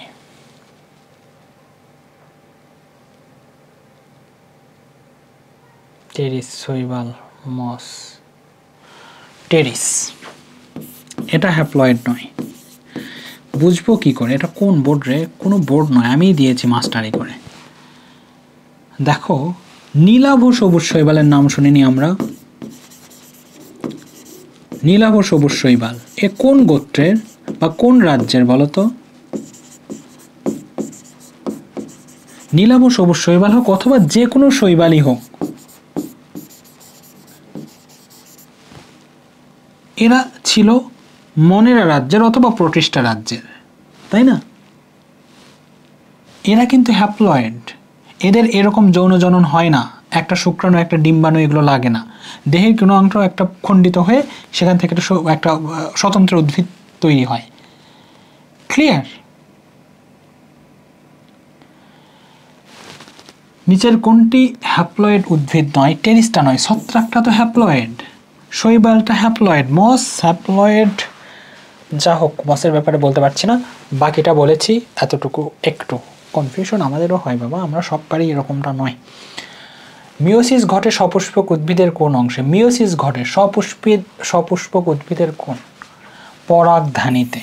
আসবে 11 নম্বর চ্যাপ্টারে মিওসিস ঘটে। এই যে মিওসিসটা দেখালাম না তোমাদেরকে, এটা মনে রাখতে হবে। এই রিসেন্টলি আমরা 11 নম্বর চ্যাপ্টার পড়ব ফুল নিয়ে, তখন এই মিওসিসটা ওখানে হয়। তখন তো আর মিওসিস বিভাজন দেখাবো না, দেখালাম না এখানে। তখন বলবো যে মিওসিস বিভাজন হচ্ছে 4টা শুক্রাণু 4টা ডিম্বাণু বা 4টা পরাগরেণু তৈরি হচ্ছে, এরকম বলবো। পরাগধানী কোনটা ওখানে আমরা ওই অধ্যায়ে গিয়েই দেখব। কোন স্থানে মাইটোসিস বিভাজন সম্পূর্ণ হয় না? কোন স্থানে মাইটোসিস হয় না কোথায়? মাতৃকোষে। কনফিউশন হয় তোমাদের। প্রাণীর দেহকোষে তো হয় না জানি, আমরা জানি যে দেহকোষে হয় মাইটোসিস, রাইট? এখানে মাইটোসিস হবে। কাণ্ড, এখানেও মাইটোসিস হবে। শুধুমাত্র প্রজনন অঙ্গ যেগুলো সেগুলোতে মিওসিস হয়, যেমন ওই যে আমি প্রজননতন্ত্র দেখালাম, ওখানে মিওসিস হয়। উদ্ভিদের ভ্রূণমূল, অনেক স্টুডেন্ট মনে করে এটা না। ভ্রূণমূল হচ্ছে একটা সবুজ উদ্ভিদ যখন চারা গাছ হয়ে বের হচ্ছে, সেটা ভ্রূণমূল, সেটা ভ্রূণ। ভ্রূণ বলতে বুঝবা যে ছোট্ট একটা চারা উদ্ভিদ, এরকম বুঝবা। তাহলে সেটা মাইটোসিস বিভাজন হবে না। মাইটোসিস বিভাজন না হলে বড় হবে কি করে? তার মানে ভ্রূণ অবশ্যই ডিপ্লয়েড এবং অবশ্যই সেখানে মাইটোসিস হয়। ভ্রূণ মানে একটা ছোট উদ্ভিদ বাবা, এরকম বোঝো, তাহলে সুবিধা হবে। মাইটোসিস হয়, জনন মাতৃকোষে হয় না। যেমন পরাগধানী, রাইট? যেমন আমাদের পুরুষ জনন পুংজননতন্ত্র, পরাগধানী। যেমন স্ত্রীস্তবক, পুংস্তবক, স্ত্রীস্তবক, ওকে? এটা ফুলের ক্ষেত্রে আমরা 11 নম্বর চ্যাপ্টারে গিয়ে দেখব। এগুলোতে মাইটোসিস হয় না, এগুলোতে মিওসিস হয়। জিনের আদান প্রদান ঘটে কোন বিভাজনের মাধ্যমে? মিওসিস। জীবের টিকে থাকার জন্য বিশেষ সুবিধা দেয় কোন বিভাজন প্রক্রিয়া? মিওসিস। কেন এগুলো কনফিউশন বলো তো? জীবের টিকে থাকার জন্য বিশেষ সুবিধা দেয়, কি বলতে চাচ্ছে আসলে? এই পৃথিবীতে টিকে থাকার জন্য তোমাকে পরিবর্তন হতে হবে। তোমার পরিবর্তন কখন হবে? দেখো, একটা শুক্রাণু কার দেহ থেকে আসছে? বাবার দেহ থেকে আসছে। শুক্রাণুর মাঝে ক্রোমোজোম থাকে কি থাকে না? থাকে। ক্রোমোজোমে কি লেখা থাকে? বৈশিষ্ট্য লেখা থাকে, অনেকবার বলেছি। ডিম্বাণু কার দেহ থেকে আসছে? মার দেহ থেকে আসছে। ডিম্বাণুর মাঝে ক্রোমোজোম থাকে? হ্যাঁ থাকে। ক্রোমোজোম অর্ধেক হয়, বাট থাকে তো, থাকে। ওই শুক্রাণুর ক্রোমোজোম আর ওই ডিম্বাণু, দ্যাট মিন্স তোমার বাবার দেহে যে ক্রোমোজোম ছিল সেই ক্রোমোজোম, তোমার মায়ের দেহে যে ক্রোমোজোম ছিল সেই ক্রোমোজোমটা নিয়ে তুমি কি হয়েছো? গঠিত হয়েছো। এই জন্যই তো বাবা মার বৈশিষ্ট্য তোমার ভেতরে দেখা যায়। কথাবার্তা বা আচার আচরণ বাবা মায়ের মতো অথবা দাদার মতো, নানা নানির মতো, এই কারণেই তো দেখা যায়। কারণ সেই ক্রোমোজোমটা, তোমার দেহে যে ক্রোমোজোমটা আসছে সেটা কোথা থেকে আসছে? তোমার বাবা মা থেকে আসছে। বাবা মার মধ্যে আবার কার জায়গাতে? তোমার দাদা দাদি নানা নানি থেকে আসছে। তাহলে এই জন্যই তো স্বভাবগুলো মিল হয় আসলে, কারণ ক্রোমোজোমই বৈশিষ্ট্য নিয়ন্ত্রণ করে। আরে ভাই, আমরা তো একটা বৃহৎ রাসায়নিক বস্তু। এই রাসায়নিক বস্তুই তো, এই রাসায়নিক, তুমি এভাবে ভাব, মানুষ একটা বৃহৎ রাসায়নিক বস্তু। এই রাসায়নিক বস্তুগুলো চলাফেরা করছে, কথা বলছে, তাদের প্রজনন হচ্ছে। তাহলে এই রাসায়নিক বস্তুই যদি চলাফেরা করে, কথা বলে, তাহলে স্বভাবটা কোথা থেকে আসছে? সেই রাসায়নিক বস্তু থেকেই আসছে। ক্রোমোজোম কি? মূলত একটা রাসায়নিক বস্তু, ঠিক আছে? ওটাই তো বৈশিষ্ট্য। এখন ক্রোমোজোম যদি বাবা থেকে আসে, যদি মা থেকে আসে, তো আলটিমেটলি তুমি তোমার বাবা মার মতোই হবা, তাদের মতোই আচার আচরণ স্বভাব হবে। যদি ক্রোমোজোম আবার তোমার বাবা মার মাঝে আসছে দাদা দাদি থেকে, নানারি থেকে, তো তাদের মতোও তোমার হওয়ার সম্ভাবনা রয়েছে। এটা তো গর্ব করে বলা যায় যে আমাদের যে আদি পিতা আদম আলাইহিস সালামের ক্রোমোজোমই আমরা বহন করছি। উনার দেহ থেকেই তো আস্তে আস্তে আস্তে আস্তে আস্তে আস্তে সঞ্চারিত হচ্ছে। ক্লিয়ার?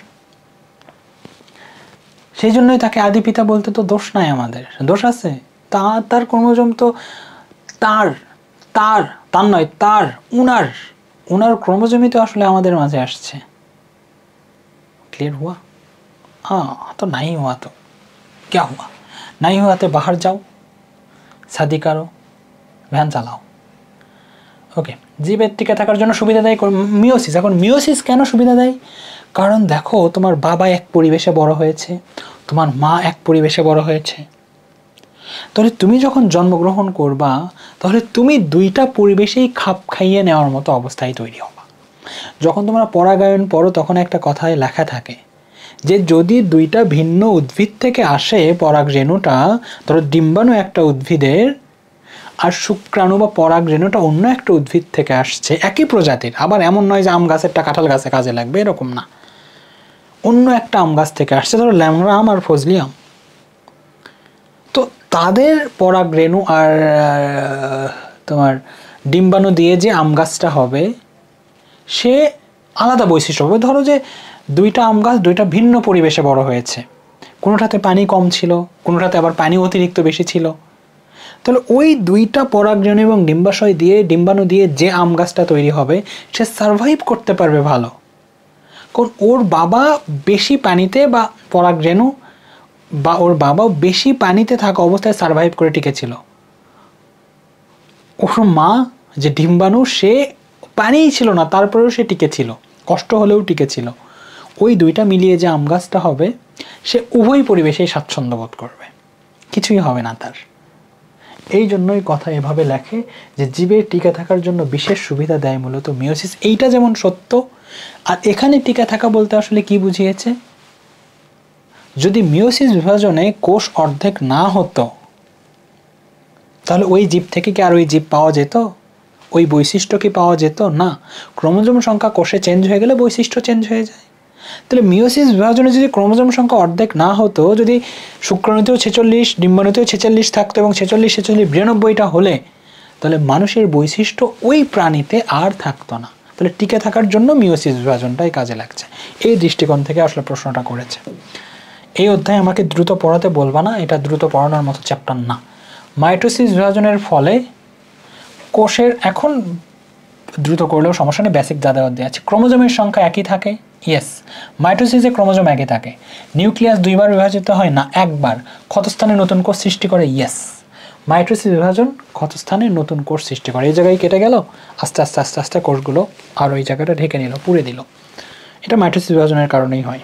মিওসিস বিভাজন তো শুধুমাত্র বাচ্চা উৎপাদনের জন্য, বাচ্চা তৈরির জন্য, ওর এছাড়া কোনো কাজ নাই। এগুলো পড়ো বাবা। দেখো এখানে কি লিখেছে, মাইটোসিস প্রক্রিয়ায় বিভাজিত হয় উদ্ভিদের কাণ্ড মূলের অগ্রভাগ। অবশ্যই, ওটা তো দেহকোষ, ওখানে কোষ বিভাজিত হবে। ওটা তো জনন কোষ নয় যে ওখানে বাচ্চা তৈরি করতে হবে ওগুলো দিয়ে। ওখানে ক্রোমোজোম সংখ্যা আলাদা হয় না, একই থাকে। উদ্ভিদের বর্ধনশীল পাতা ও মুকুল, মাইটোসিস বিভাজনের কারণেই যেহেতু বড় হয়, তাহলে বর্ধনশীল পাতা, যে পাতাটা বড় হচ্ছে সেখানেও মনে রাখবা এটাই যে উদ্ভিদের ফুল ছাড়া, তার পরাগধানী এবং গর্ভাশয় ছাড়া কোথাও মিওসিস বিভাজন হয় না। প্রাণীর শুক্রাণু ও ডিম্বাণু না, মাইটোসিস প্রক্রিয়া বিভাজিত হয় না, এটা না, উপরের দুটা। তাই 1 আর 2 কারেক্ট অ্যান্সার। স্পেন্ডেল যন্ত্রের দৃশ্যমান তন্তুগুলোকে বলা হয় স্পেন্ডেল তন্তু, ইয়েস। ক্রোমোজোমাল তন্তু, ইয়েস। আকর্ষণ তন্তু, ইয়েস। তিনটাই 3 নামেই তাদেরকে ডাকা হয়, বলা হয়েছিল 1 2 3। মেটাফেজ ধাপের ক্ষেত্রে প্রযোজ্য। ক্রোমোজোম সর্বাধিক মোটা ও খাটো হয়, বলেছিলাম। ক্রোমোজোম এই ধাপে সর্বাধিক মোটা এবং খাটো হবে। দুটি অপত্য নিউক্লিয়াস সৃষ্টি করে না, এই ধাপে অপত্য নিউক্লিয়াস সৃষ্টি করে না। মেটাফেজে অপত্য নিউক্লিয়াস সৃষ্টি করে, টেলোফেজে সৃষ্টি করে। ক্রোমাটিড দুটি আলাদা হয়ে পড়ে, বলা যায়, যেহেতু অপশনে নাই। আলাদা হয়ে পড়ে না, আলাদা হয় আর কি, আলাদা হওয়া শুরু হয়, যেহেতু অপশনে নাই আসলে, সুতরাং 1 আর 3 ছাড়া আমাদের হাতে কোনো সুযোগ নাই। যদি এখানে শুধু 1 থাকতো তাহলে শুধু 1 অ্যান্সার হতো, কারণ ক্রোমাটিড দুটি আলাদা হওয়া শুরু হয় মেটাফেজে আসলে। প্রোফেজ দশার বিপরীত দশা কি বলতো? প্রোফেজ দশার বিপরীত দশা হচ্ছে টেলোফেজ। বিপরীত দশা শুধু টেলোফেজ। অ্যানাফেজ কেন দিয়েছে? কোন কনসিডারেশনে দিল তারা?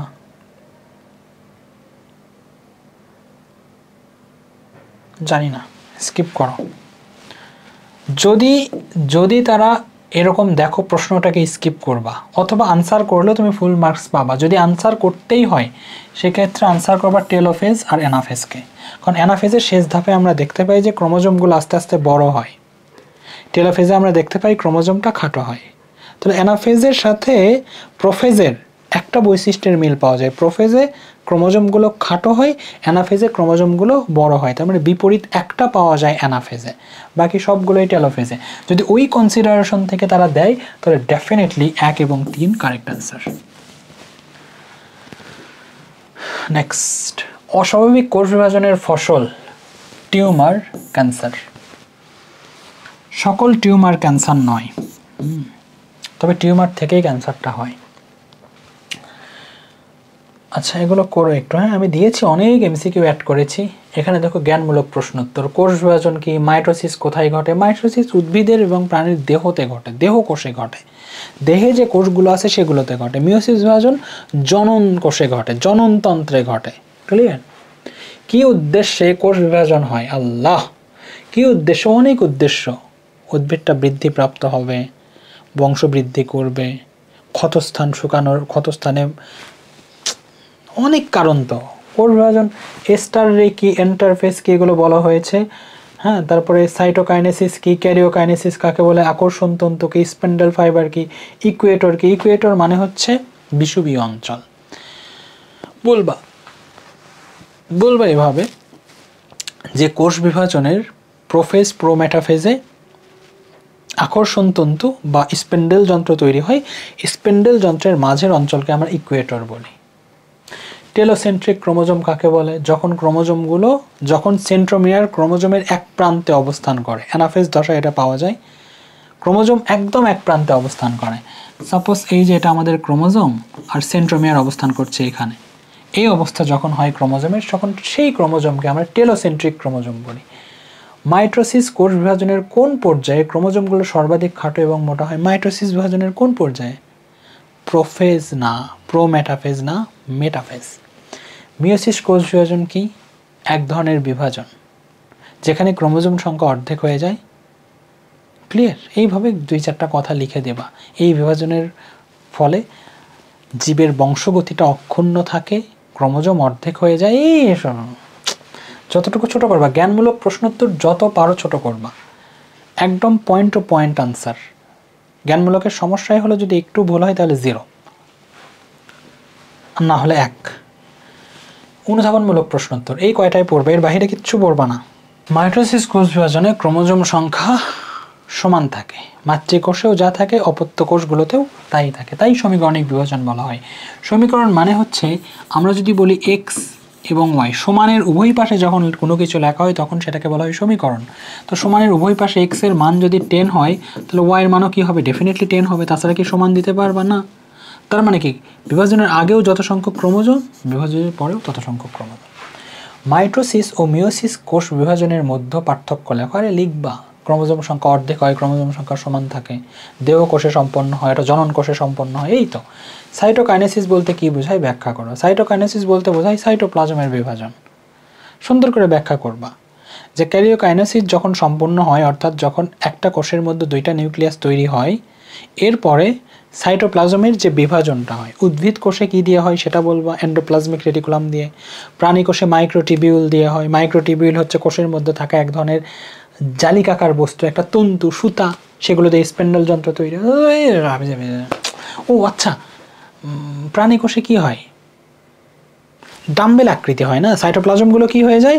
ডাম্বেল আকৃতি হয়ে যায় এবং একটা সময় আলাদা হয়ে যায়। আমি একটু ভুল বলেছিলাম।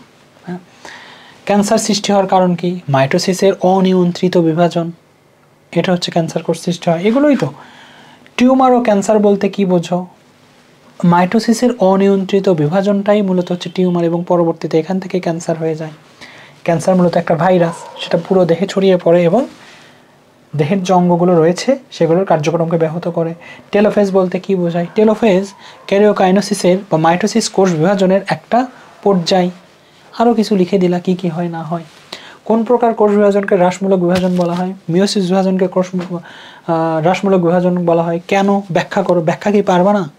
এই যে যেভাবে আমি শিখাইলাম ওভাবে যদি বুঝে থাকো তো ব্যাখ্যাই তো অনেক হবে।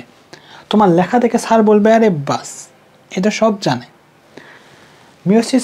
মিওসিসকে হ্রাসমূলক বলা হয়েছে। প্রত্যক্ষ কোষ বিভাজন বলতে কি বোঝায়?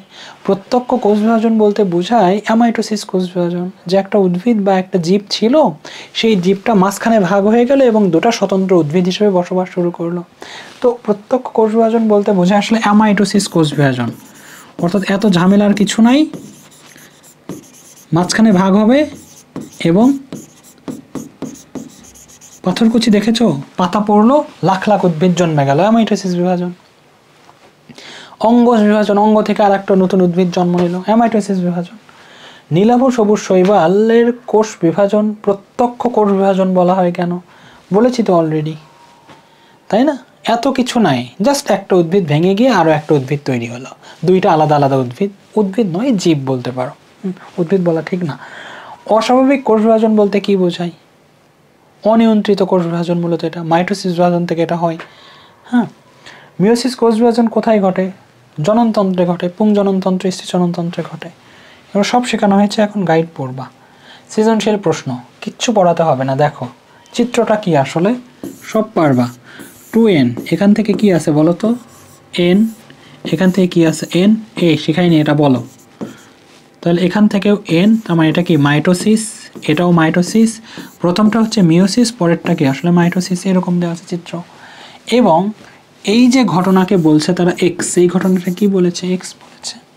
আর এই যে এই ঘটনাকে তারা কি বলেছে? আসলে ওয়াই বলেছে। এখন তারা প্রশ্ন করছে এক্স বিভাজনের যে ধাপে ক্রোমোজোমগুলো মেরুমুখী হয়, এক্স বিভাজন মানে কি? মাই গুডনেস, আমি কি এতক্ষণ ওলট পালট শিখিয়েছি? প্রথম কি তাহলে মাইটোসিস ছিল, পরেরটা কি মিওসিস? কোনটা কি ছিল আসলে? এখানে তো এরা দেখাচ্ছে প্রথমটা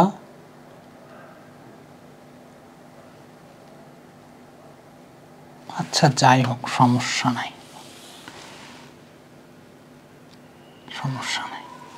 এখানে তারা, আমি ভুলও শেখাতে পারি, হয়তো উলট পালট করে ফেলছি, জানি না, একটু বইয়ে দেখো তোমরা। দেখো এইটা কি বিভাজন আসলে? এখানেও 2n ছিল, এখানেও 2n, তার মানে এটা হচ্ছে আমাদের মাইটোসিস বিভাজন। ক্রোমোজোম সংখ্যা কনসেপচুয়াল এরর নাই বাবা, ওইটা নিয়ে ভয় নাই তোমাদের। হ্যাঁ, হয়তো কোনটা আগে কোনটা পরে এটাতে এলোমেলো করতে পারি, তো কনসেপচুয়াল এরর নাই। হয়তো আগে মিওসিস ছিল পরে মাইটোসিস, আমি হয়তো আগে মাইটোসিস মিওসিস করে পরে মাইটোসিস করে ফেলছি, কনসেপচুয়াল কোনো এরর নাই। তো এটা হচ্ছে মাইটোসিস বলেছে এক্স বিভাজনের যে ধাপে ক্রোমোজোমগুলো মেরুমুখী হয় সেটার সচিত্র বর্ণনা দাও। মেরুমুখী মানে কি? ইকুয়েটরের দিকে যা, ও উত্তর মেরু এবং দক্ষিণ মেরু। মেরুমুখী হওয়ার মানে হচ্ছে যে সাপোজ এটা হচ্ছে আমাদের কোষ, কিছু এই যে আমাদের এরকম থাকে না, এরকম কয়টা থাকে? এরকম 4টা। এরা এদিকে গেল আর এরা কি হলো? এদিকে গেল, এবং তারপর এখানে পর্দা তৈরি হলো। তো এই যে দুই পাশে ভাগ হয়ে যায়, এটা কখন ভাগ হয়ে? যখন উল্টা দিকে যাওয়া শুরু করে। এটা কখন হয় বলো তো? এটা হয় অ্যানাফেজ দশায়। তো অ্যানাফেজ দশার চিত্রটা দিতে বলছে, বর্ণনা করতে বলছে। জীবের ক্রোমোজোম সংখ্যার সমতা রক্ষায় ওয়াই বিভাজনের গুরুত্ব। দেখো এই যে বিভাজনটা হচ্ছে 2n থেকে হচ্ছে n, তাই না? জীবের ক্রোমোজোম সংখ্যার সমতা রক্ষায় ওয়াই বিভাজনের গুরুত্ব বিশ্লেষণ করো। এইটা দেখো 2n থেকে কি হচ্ছে? n হচ্ছে, অর্ধেক হয়ে যাচ্ছে, তাই না? এইটা কি দরকার ছিল? যদি অর্ধেক না হতো তাহলে কি সমস্যা হতো? আমি বলিনি তোমাদেরকে? ক্রোমোজোম সংখ্যা ডাবল হয়ে যেত না? 46 হয়ে যেত 92টা। তাহলে জীবের ধারা অক্ষুণ্ণ থাকতো না, জীবের বৈশিষ্ট্য অক্ষুণ্ণ থাকতো না, মানুষ থেকে আমরা মানুষ পেতাম না, মানুষের যে বৈশিষ্ট্য থাকা উচিত সেটা থাকতো না। ক্লিয়ার? এই জাতীয় জিনিসগুলোই লেখা আছে, তোমরা গাইড থেকে পড়ে নিও। জবা গাছের কচি কাণ্ডে ও পরাগধানীর কোষ বিভাজনের মাধ্যমে ভিন্নতা। কচি কাণ্ডে, সে কাণ্ডটা কি হচ্ছে? বড় হচ্ছে আস্তে আস্তে, তার মানে এখানে মাইটোসিস হচ্ছে, রাইট? ক্লিয়ার? পরাগধানীতে মিওসিস হয়। পরাগধানী কোথায় পাওয়া যায়? ফুলে পাওয়া যায়। মনে রাখবা, পরাগধানী এবং গর্ভাশয় সবসময় মিওসিস বিভাজন হয়। ফুলের অংশ পরাগধানী এবং গর্ভাশয় ফুলের অংশ।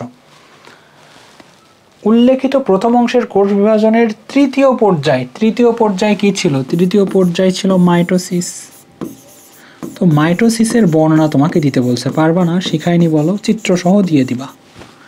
দ্বিতীয় অংশের বিভাজন প্রক্রিয়াটি প্রজাতির বৈশিষ্ট্য সৃষ্টি করে, প্রজাতির বৈচিত্র্যতা সৃষ্টি করে। অবশ্যই তাই, দ্বিতীয় অংশের বিভাজন প্রক্রিয়াটি প্রজাতির বৈচিত্র্যতা সৃষ্টি করে। কেন বলেছে? ওই যে বললাম একটু আগে যে একটা ফুলের একটা ফুলের গর্ভাশয়ে বা গর্ভমুণ্ডে 11 নম্বর চ্যাপ্টারে কি ক্লিয়ার হবে একটু, গর্ভমুণ্ডে অন্য একটা ফুল মানে একই প্রজাতির বাবা, ওই যে বললাম যে একটা হয়তো তোমার এমন পরিবেশে ছিল সে পানিই ছিল না মূলে তবু সে বেঁচে ছিল, আর একটা হয়তো অতিরিক্ত পানিতে ছিল তবু সে বেঁচে ছিল। তাহলে ওইটার পরাগরেণু যদি এইটার গর্ভমুণ্ডে পতিত হয়, গর্ভাশয়ে যায়, তাহলে এখন যে গাছটা হবে সেটার নতুন বৈচিত্র্য হবে। তাকে পানিতেই দাও আর মাটিতেই দাও, ও সব জায়গায় স্টেবল, সব জায়গায় বেঁচে থাকবে সে। তাহলে আলাদা একটা বৈচিত্র্য সৃষ্টি হলো না? ব্যাপারটা ভালো করে বোঝো। একটা টক আমের গাছ, যে আমের গাছ টক আম প্রোভাইড করছে, এগুলো 12-13 নম্বর চ্যাপ্টারে অনেক বলবো আমি। একটা টক আমের গাছ যে টক আম প্রোভাইড করছে, আর একটা মিষ্টি আমের গাছ যে মিষ্টি আম প্রোভাইড করছে। যদি টক আমের গাছের পরাগরেণুটা মিষ্টি আমের গাছের গর্ভমুণ্ডে পতিত হয়ে পরে গর্ভাশয়ে যায় এবং ওখান থেকে যে আমটা তৈরি হবে, সেই আমটা কেমন হবে? সেই আমটা কেমন হবে বলো? হয়তো মিষ্টিও হবে না বেশি, হয়তো টকও হবে না বেশি, তাই না? হয়তো একটা আম একটু ছোট ছিল, মিষ্টি আম অনেক বড় ছিল, দুইটা মিলিয়ে আমটা হয়তো মাঝামাঝি হলো, আর একটু বড় হলো। তার মানে এগুলো বৈচিত্র্য সৃষ্টি হচ্ছে না? এটা মিয়োসিস বিভাজনের মাধ্যমে হয়। এই জন্যই দেখবা যে সকল মানুষ একই বংশে বিয়ে করে, একই বংশ মানে কি বলতো? খালাতো বোন, চাচাতো বোন, এগুলোরে বিয়ে করে, হ্যাঁ, তো তাদের আসলে ব্যাপারটা কেমন হয়? হ্যাঁ, তাদের সন্তান দেখবা ওই একই রকম, কোনো বৈচিত্র্যতা থাকে না। তো বৈচিত্র্য থাকবে তাদের না। দেখো দাদার জিন কোথায় গেছে? তোমার চাচার মধ্যে গেছে। দাদার জিন তো তোমার মধ্যেও আসছে, কারণ তোমার বাবার মাধ্যমে তো তোমার মধ্যে আসছে। তাহলে দাদার জিন যদি চাচার মধ্যে যায়, ক্রোমোজোম যদি চাচার মধ্যে যায়, সেই ক্রোমোজোম মূলত আবার সেই তোমার চাচাতো ভাইয়ের কাছে গেছে বা চাচাতো বোনের কাছে গেছে, তো দাদা থেকেই তো গেছে। তোমার মধ্যেও কিন্তু সেই দাদা থেকেই আসছে। তো তুমি যদি চাচাতো ভাই বা চাচাতো বোনকে বিয়ে করো, তাহলে তোমাদের ক্রোমোজোমটাকে একই ডেস্টিনেশন থেকে আসেনি, একই জায়গা থেকে আসেনি, তোমাদের মাঝে বৈচিত্র্যতা দেখা যাবে না। তোমাদের সন্তানগুলোও কেমন হবে? ওই দাদা বাপ চাচা একই রকম হবে। কিন্তু যদি বাহিরে দূরে কোথাও বিয়ে করো, সেখানে একটা সন্তান, সেখানকার মেয়েকে বিয়ে করো, তোমার সন্তানটা কেমন হবে? একটু ভিন্ন রকম হবে। না তোমার দাদার মতো হবে, না হয়তো তোমার দুই বংশ মিলিয়ে একটা, সে কিছু দাদার অংশ নেবে, কিছু নানারটা নেবে, কিছু নানির নেবে, কিছু দাদির নেবে, কিছু দাদার নেবে, কিছু বাবার নেবে, কিছু মায়ের নেবে। নতুন একটা বৈচিত্র্য পাওয়া গেল। এগুলো আসবে আসবে আসবে। উল্লেখিত প্রথম অংশের কোষ বিভাজনটি তৃতীয় পর্যায়ে মাইটোসিসের মেটাফেজ। কি লিখেছি, ছি, কিছুক্ষণ পর মাথা ব্লাস্ট করবে। মেটাফেজ দ্বিতীয় অংশের বিভাজন প্রক্রিয়াটি প্রজাতির বৈচিত্র্যটা বর্ণনা করলাম। চট্টগ্রাম বোর্ড 2024।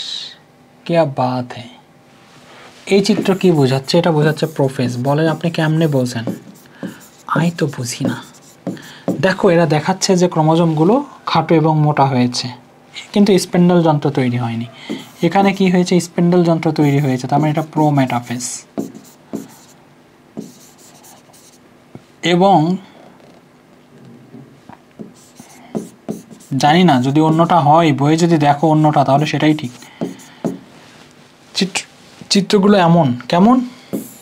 বলো যে এটা কি? বলো যে জানি না। বলো যে এটাই বাংলাদেশের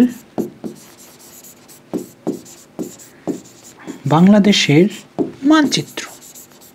বলে যে বলো তো কেন এটা বাংলাদেশের মানচিত্র? তার কারণ এটার পাশে লেখা আছে যে এটাই বাংলাদেশের মানচিত্র, সে কারণে এটা মানচিত্র। চিত্রের অবস্থা হচ্ছে সেই। আমি বুঝতে পারছি না, যদি আমার ভুল হয়, গাইডে যদি অন্যটা লেখা থাকে, তাহলে ওইটাই ঠিক। ক্লিয়ার? এটা সম্ভবত প্রোমেটাফেজ, এবং এইটা আসলে তারা মেটাফেজ দেওয়ার চেষ্টা করেছে। I don't know what is happening here. আচ্ছা চলো, উদ্দীপকের কোষ বিভাজনের বি ধাপে কি ঘটে? বি ধাপকে প্রোমেটাফেজে যা যা হয় লিখবা চিত্রসহ। ক্রোমোজোমের বিভিন্ন পরিবর্তন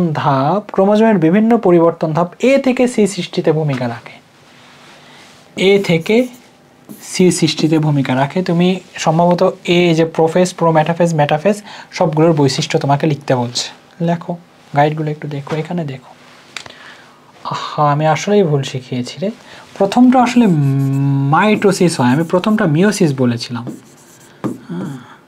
প্রথমটা মাইটোসিস, সরি সরি সরি, খেয়াল করিনি সম্ভবত। প্রথমটা মাইটোসিস আর পরেরটা দেখো, প্রথমটা মাইটোসিস মানে কি ক্রোমোজোম সংখ্যা আলাদা হয়নি, পরেরটাতে কি হয়েছে ক্রোমোজোম সংখ্যা কিন্তু আলাদা হয়েছে, তার মানে পরের বিভাজনটা কি হয় মিওসিস।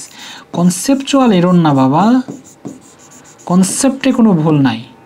আমি ভেবেছিলাম যে আগে মিওসিস হয়, তারপরে ওগুলো মাইটোসিসই থাকে। চলো, উদ্দীপকের এ অংশের কোষ বিভাজনের যে ধাপে ক্রোমোজোমগুলো সর্বাধিক মোটা এবং খাটো হয়, কোন ধাপে? মেটাফেজে, রাইট,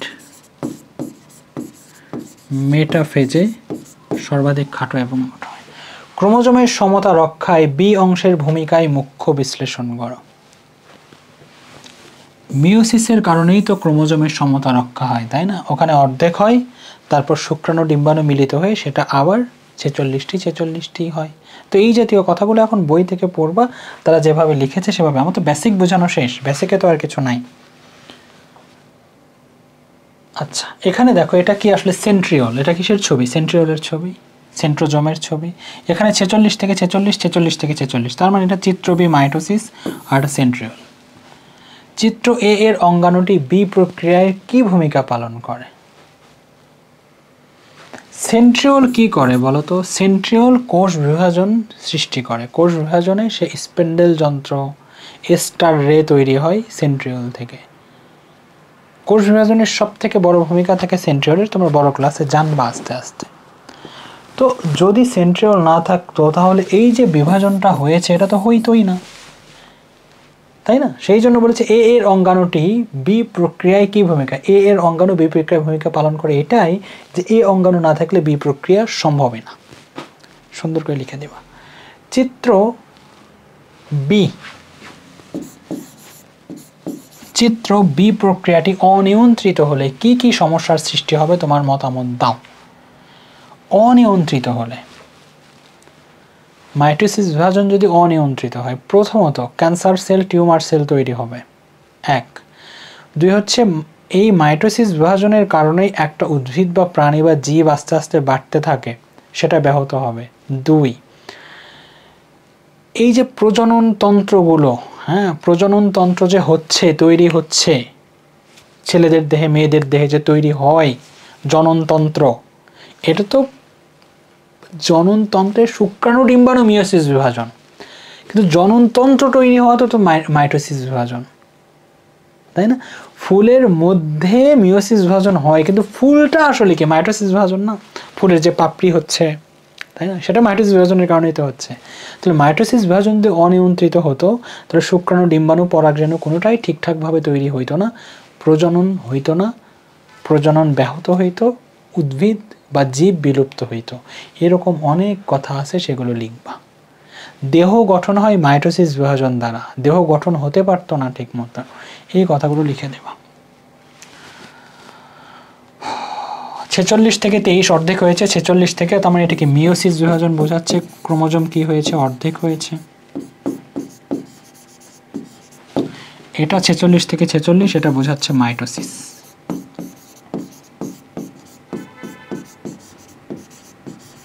ক্লিয়ার? কিউ চিহ্নিত অংশের কোষ বিভাজনের শেষ ধাপটি, কিউ চিহ্নিত, কিউ কি? মাইটোসিস বিভাজন, শেষ ধাপ কি? টেলোফেজ। টেলোফেজের বর্ণনা করো চিত্র দিয়ে, যা যা হয়েছে, যা যা শিখিয়েছি ওটাই লিখবা। উদ্দীপকে উল্লেখিত প্রক্রিয়া দুটি সঠিকভাবে না ঘটলে জীবদেহ কী ধরনের সমস্যা হতে পারে? দ্যাট মিন্স মাইটোসিস যদি সঠিকভাবে না ঘটে, একটু আগে বলেছি, মিওসিস যদি সঠিকভাবে না ঘটে, অর্থাৎ ক্রোমোজোম সংখ্যা যদি অর্ধেক না হয়, তাহলে প্রজাতির ধারাই অক্ষুণ্ণ থাকবে না, বৈশিষ্ট্যই অক্ষুণ্ণ থাকবে না, বংশগতিই নষ্ট হয়ে যাবে। মানুষের যে বৈশিষ্ট্য, সেটা মানুষে মানে তাদের দেহ থেকে, শুক্রাণু থেকে, ডিম্বাণু থেকে যে জীবটা হবে সেটা মানুষ হলেও মানুষের বৈশিষ্ট্য ঠিক থাকবে না। হাত পা কার কেমন গঠন হবে তার ঠিক নাই, রক্তকণিকা ঠিক মতো তৈরি হবে না, অনেক ঝামেলা হবে, হোয়াটএভার ব্লা ব্লা ব্লা। উদ্দীপকের এ ধাপটির পরের ধাপের চিহ্নিত চিত্র অঙ্কন কর। উদ্দীপকের এ ধাপ কোনটা? দেখো, ক্রোমোজোমগুলো একদম মাঝ বরাবর, তার মানে এটা হচ্ছে মেটাফেজ ধাপ। মেটাফেজ ধাপেই ক্রোমোজোমগুলো কি থাকে? মেটাফেজের বর্ণনা দিতে বলছে না, বলছে যেটা চিত্রে আছে তার পরের ধাপ। মেটাফেজের পরের ধাপ কি? অ্যানাফেজ। অ্যানাফেজের কথা বলছি। ক্লিয়ার? তো অ্যানাফেজের চিত্র তোমরা দিবা। উদ্দীপকের বিধাপটির কোষ বিভাজন সঠিকভাবে না ঘটলে জীবের কি সমস্যা হতে পারে? মাইটোসিস কোষ বিভাজন সঠিকভাবে, একটা মাইটোসিস কোষ বিভাজন সঠিকভাবে না ঘটলে কি হয় সেটা আমি বলেছি। সবগুলো কোশ্চেন এই রকমই, নতুন কোনো কিচ্ছু নাই বাবা, কিচ্ছু নাই। এই দেখো এটা অ্যানাফেজ, এটা মেটাফেজ, ওই কিছু একটা বলেছে তারা, ঠিক আছে? এই যেটা ফুলের অংশ, ফুলের অংশে মিওসিস বিভাজন হয়, এই পাতার অংশে মাইটোসিস বিভাজন হয়। তো পি অংশ হচ্ছে পাতার অংশ, পাতার বর্ধিঞ্চ অঞ্চল, পাতা আস্তে আস্তে বৃদ্ধিপ্রাপ্ত হচ্ছে, তাহলে ওটা মাইটোসিস বিভাজন। যে কোষ বিভাজন ঘটে তা বর্ণনা করো। মাইটোসিস বিভাজন সম্পর্কে তোমাকে বর্ণনা করতে বলছে। এক্স অংশ, এক্স কি ফুলের অংশ, ফুলের এটা হচ্ছে পরাগধানী হয়তো বোঝাতে চাচ্ছে তারা, বা ফুলের অংশ, তারা মিওসিস বোঝাইতে চাচ্ছে। এক্স বিভাজনের গুরুত্ব বিশ্লেষণ করো, মিওসিস বিভাজনের গুরুত্ব বিশ্লেষণ করতে বলছে। এখন তো গাইড থেকে একটু পড়ে নাও, পড়তে হবে কয়েকটা, 5টা ধাপ আছে, আর মাইটোসিসের গুরুত্ব আর মিওসিসের গুরুত্ব, এই এই এই 6টা টপিকই তো আছে। আর কি আছে আমাকে তুমি বলো? 6টা পড়তে পারবে না তোমরা? অদ্ভুত অদ্ভুত ছেলেমেয়ে। একই সব। বিভাজন 1, ভ্রূণের বিকাশে উৎপন্ন চারা গাছ। ভ্রূণের বিকাশ, এটা কি মিওসিস? না বাবা, এটা মাইটোসিস রে আল্লাহ। গ্যামেট, পুংগ্যামেট, স্ত্রী গ্যামেট, এটা মিওসিস। পুংগ্যামেট, স্ত্রী গ্যামেট মানে হচ্ছে শুক্রাণু বা ডিম্বাণু, এগুলোকেই শুক্রাণুকে পুংগ্যামেট, ডিম্বাণুকে স্ত্রী গ্যামেট বলে। বিভাজন এ এর 3য় ধাপ বর্ণনা করো। বিভাজন এ কে ছিল? মাইটোসিস বিভাজন ছিল, যে শাখা পোশাখা, মাইটোসিস বিভাজন, দেহ তৈরি হচ্ছে, মাইটোসিস বিভাজন। তো 3য় ধাপ কে ছিল? মেটাফেজ, মেটাফেজ না বর্ণনা করবা। ডিপ্লয়েড জীবের দৈহিক বৃদ্ধি ও বংশধর সৃষ্টিতে বিভাজন এ ও বি পারস্পরিক নির্ভরশীল, বর্ণনা করো। তার মানে মাইটোসিস এবং মিওসিস দুটাই গুরুত্বপূর্ণ এটা বলেছে। এটা কিভাবে বর্ণনা করবা?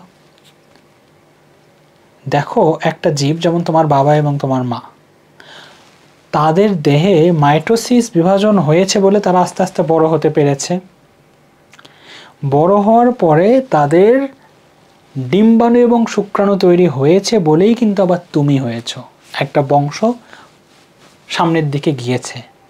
তো মাইটোসিস না হলে তো তোমার আব্বু আম্মুই বাড়তো না, প্রজনন তন্ত্রও তৈরি হতো না, সেখান থেকে শুক্রাণু ডিম্বাণুও তৈরি হতো না, তুমিও তৈরি হতো না। তার মানে বংশর গতিই থেমে যেত, তাই না? দুটাই গুরুত্বপূর্ণ। কিন্তু আবার এই যে তুমি তৈরি হলা, তুমি তৈরি হওয়ার জন্য কিন্তু পুংগ্যামেট স্ত্রী গ্যামেট দায়ী, বা পুংগ্যামেট স্ত্রী গ্যামেট জরুরি। তার মানে মিওসিস বিভাজনটা জরুরি। তাহলে মিওসিস বিভাজন যদি না হতো, যদি তোমার দেখা গেলো যে দাদা দাদি এবং নানা নানিতে যদি মিওসিস বিভাজনটা না হতো, তাহলে তোমার আব্বু আম্মুই আসতো না, তুমিও আসতা না। তার মানে দুটাই একে অপরের সাথে, এটাই তো ক্রমান্বয়ে ঘটে উদ্ভিদ এবং প্রাণীতে, এটাকেই জনক্রম বলা হয়। তন্ময়, লাস্ট, বাহ क्या बात है। তন্ময় বিজ্ঞান বইয়ের কোষ বিভাজন পড়ার সময় এমন একটি পর্যায়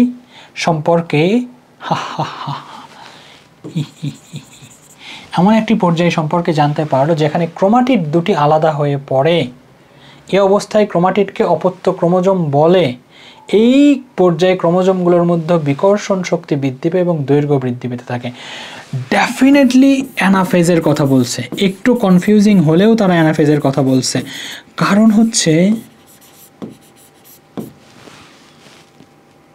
দৈর্ঘ্য বৃদ্ধি পেতে থাকে। দেখো দৈর্ঘ্য বৃদ্ধি কোথায় পায়? অ্যানাফেজে পায়। প্রথমে মনে হচ্ছিল এটা হয়তো তারা মেটাফেজ বলতে চাচ্ছে, দৈর্ঘ্য বৃদ্ধি কোথায় পায়? দৈর্ঘ্য বৃদ্ধি অ্যানাফেজে পায়। আরও দুইটা কথা, যে ক্রোমাটিড দুটি আলাদা হয়ে পড়ে, দ্যাট মিন্স ক্রোমাটিড সেন্ট্রোমিয়ার ভাগই হয়ে গেছে। সেন্ট্রোমিয়ার ভাগ, সেন্ট্রোমিয়ার অ্যানাফেজেই হয়, মেটাফেজে সেন্ট্রোমিয়ার ভাগ শুরু হয়। তার মানে আমাদের এখানে অ্যানাফেজ বোঝাচ্ছে। চিত্রসহ তন্ময়ের দেখা কোষ বিভাজনের পর্যায়টি ব্যাখ্যা করো। নিশ্চিন্তে অ্যানাফেজ ব্যাখ্যা করবা। এই ধরাটাই তো কাজ বাবা। তুমি যদি এটা মেটাফেজ ভুল করেও ভাবো তাহলে তো 0 দেবে, 0। তখন আর পার্শিয়াল মার্কিং বলে কিছু নাই। তুমি লিখেছোই ভুল, পার্শিয়াল মার্কিং কি দেবে? করতে বলছে একটা, তোমাকে জরিমানা দেওয়া উচিত। তোমাকে বলছে টাকা তুমি নিয়ে আসো, তুমি তোমার পকেট থেকে দিয়ে আসছো, তাহলে কি বাহবা দেবে? ধরে মার দেবে। তন্ময়ের দেখা পর্যায়টির পরবর্তী ধাপ কোষ বিভাজনের সমাপ্তি ঘটে। এক্স্যাক্টলি অ্যানাফেজের পরেই কি থাকে? টেলোফেজ। বাট প্রশ্নটা অতটা ক্লিয়ার না, কারণ টেলোফেজ হলেই তো কোষ বিভাজনের সমাপ্তি ঘটে না। টেলোফেজের পরে শুরু হয় সাইটোকাইনেসিস। সাইটোকাইনেসিস না হওয়া পর্যন্ত তো নতুন কোষ পাওয়া যায় না। তবে ওনারা যেটা বলতে চাইছেন আমরা সেটা বুঝতে পারছি। ওনারা টেলোফেজকে ইন্ডিকেট করতে চাইছেন, আমরা টেলোফেজ সম্পর্কে লিখে দিয়ে চলে আসব। ওখানে মাস্টারি করার দরকার নাই যে প্রশ্ন ভুল, এখানে আসলে কোষ বিভাজন এখনই সম্পূর্ণ হবে না, তারপরে সাইটোকাইনেসিস হবে, সুতরাং প্রশ্ন ভুল, এরকম অদ্ভুত মাস্টারি করবা না। প্রশ্ন বোঝাও একটা পরীক্ষার অংশ। স্যার প্রশ্ন তো বুঝি না, আরে প্রশ্ন ধরতে পারাও একটা পরীক্ষা, ভেড়ার দল গাধারাম ছাগল। সুতরাং ওনারা কি বলতে চাচ্ছেন ওইটা বুঝে সে অনুযায়ী লিখে দিয়ে চলে আসো। ক্লিয়ার? এই ক্লাসও সম্ভবত 1.5 ঘন্টার মতোই হবে, বা 1.5 ঘন্টার একটু বেশি, 11:30 12:30, 10:30 থেকে শুরু করেছিলাম, 11:30 12:30 10:30 থেকে শুরু করেছিলাম। হ্যাঁ 2 ঘন্টা সময় হলেও 2 ঘন্টা আসলে লাগেনি, হয়তো 1 ঘন্টা 35-40 মিনিট এরকম, 1.5 ঘন্টা এক একটা চ্যাপ্টার, 1.5 ঘন্টা, এটা আসলে খুব বেশি সময় নয় বাবা। তারপরে দেখো একদম কম্প্যাক্ট ক্লাস। আমি ক্ষমা চাচ্ছি, আমার জানা মতো প্রথমটা আসলে মিওসিস ছিল, পরেরটা মাইটোসিস। এখন দেখতেছি প্রথমটাই মাইটোসিস, পরেরটা মিওসিস। কনসেপচুয়াল এরর নয়, কিন্তু আমি ভুলে গেছি আসলে কোনটা মাইটোসিস। ওকে আমি ক্ষমা চাচ্ছি, ওটা একটু ঠিক করে নিও তোমরা। ঠিক আছে, ভালো থেকো তোমরা সবাই।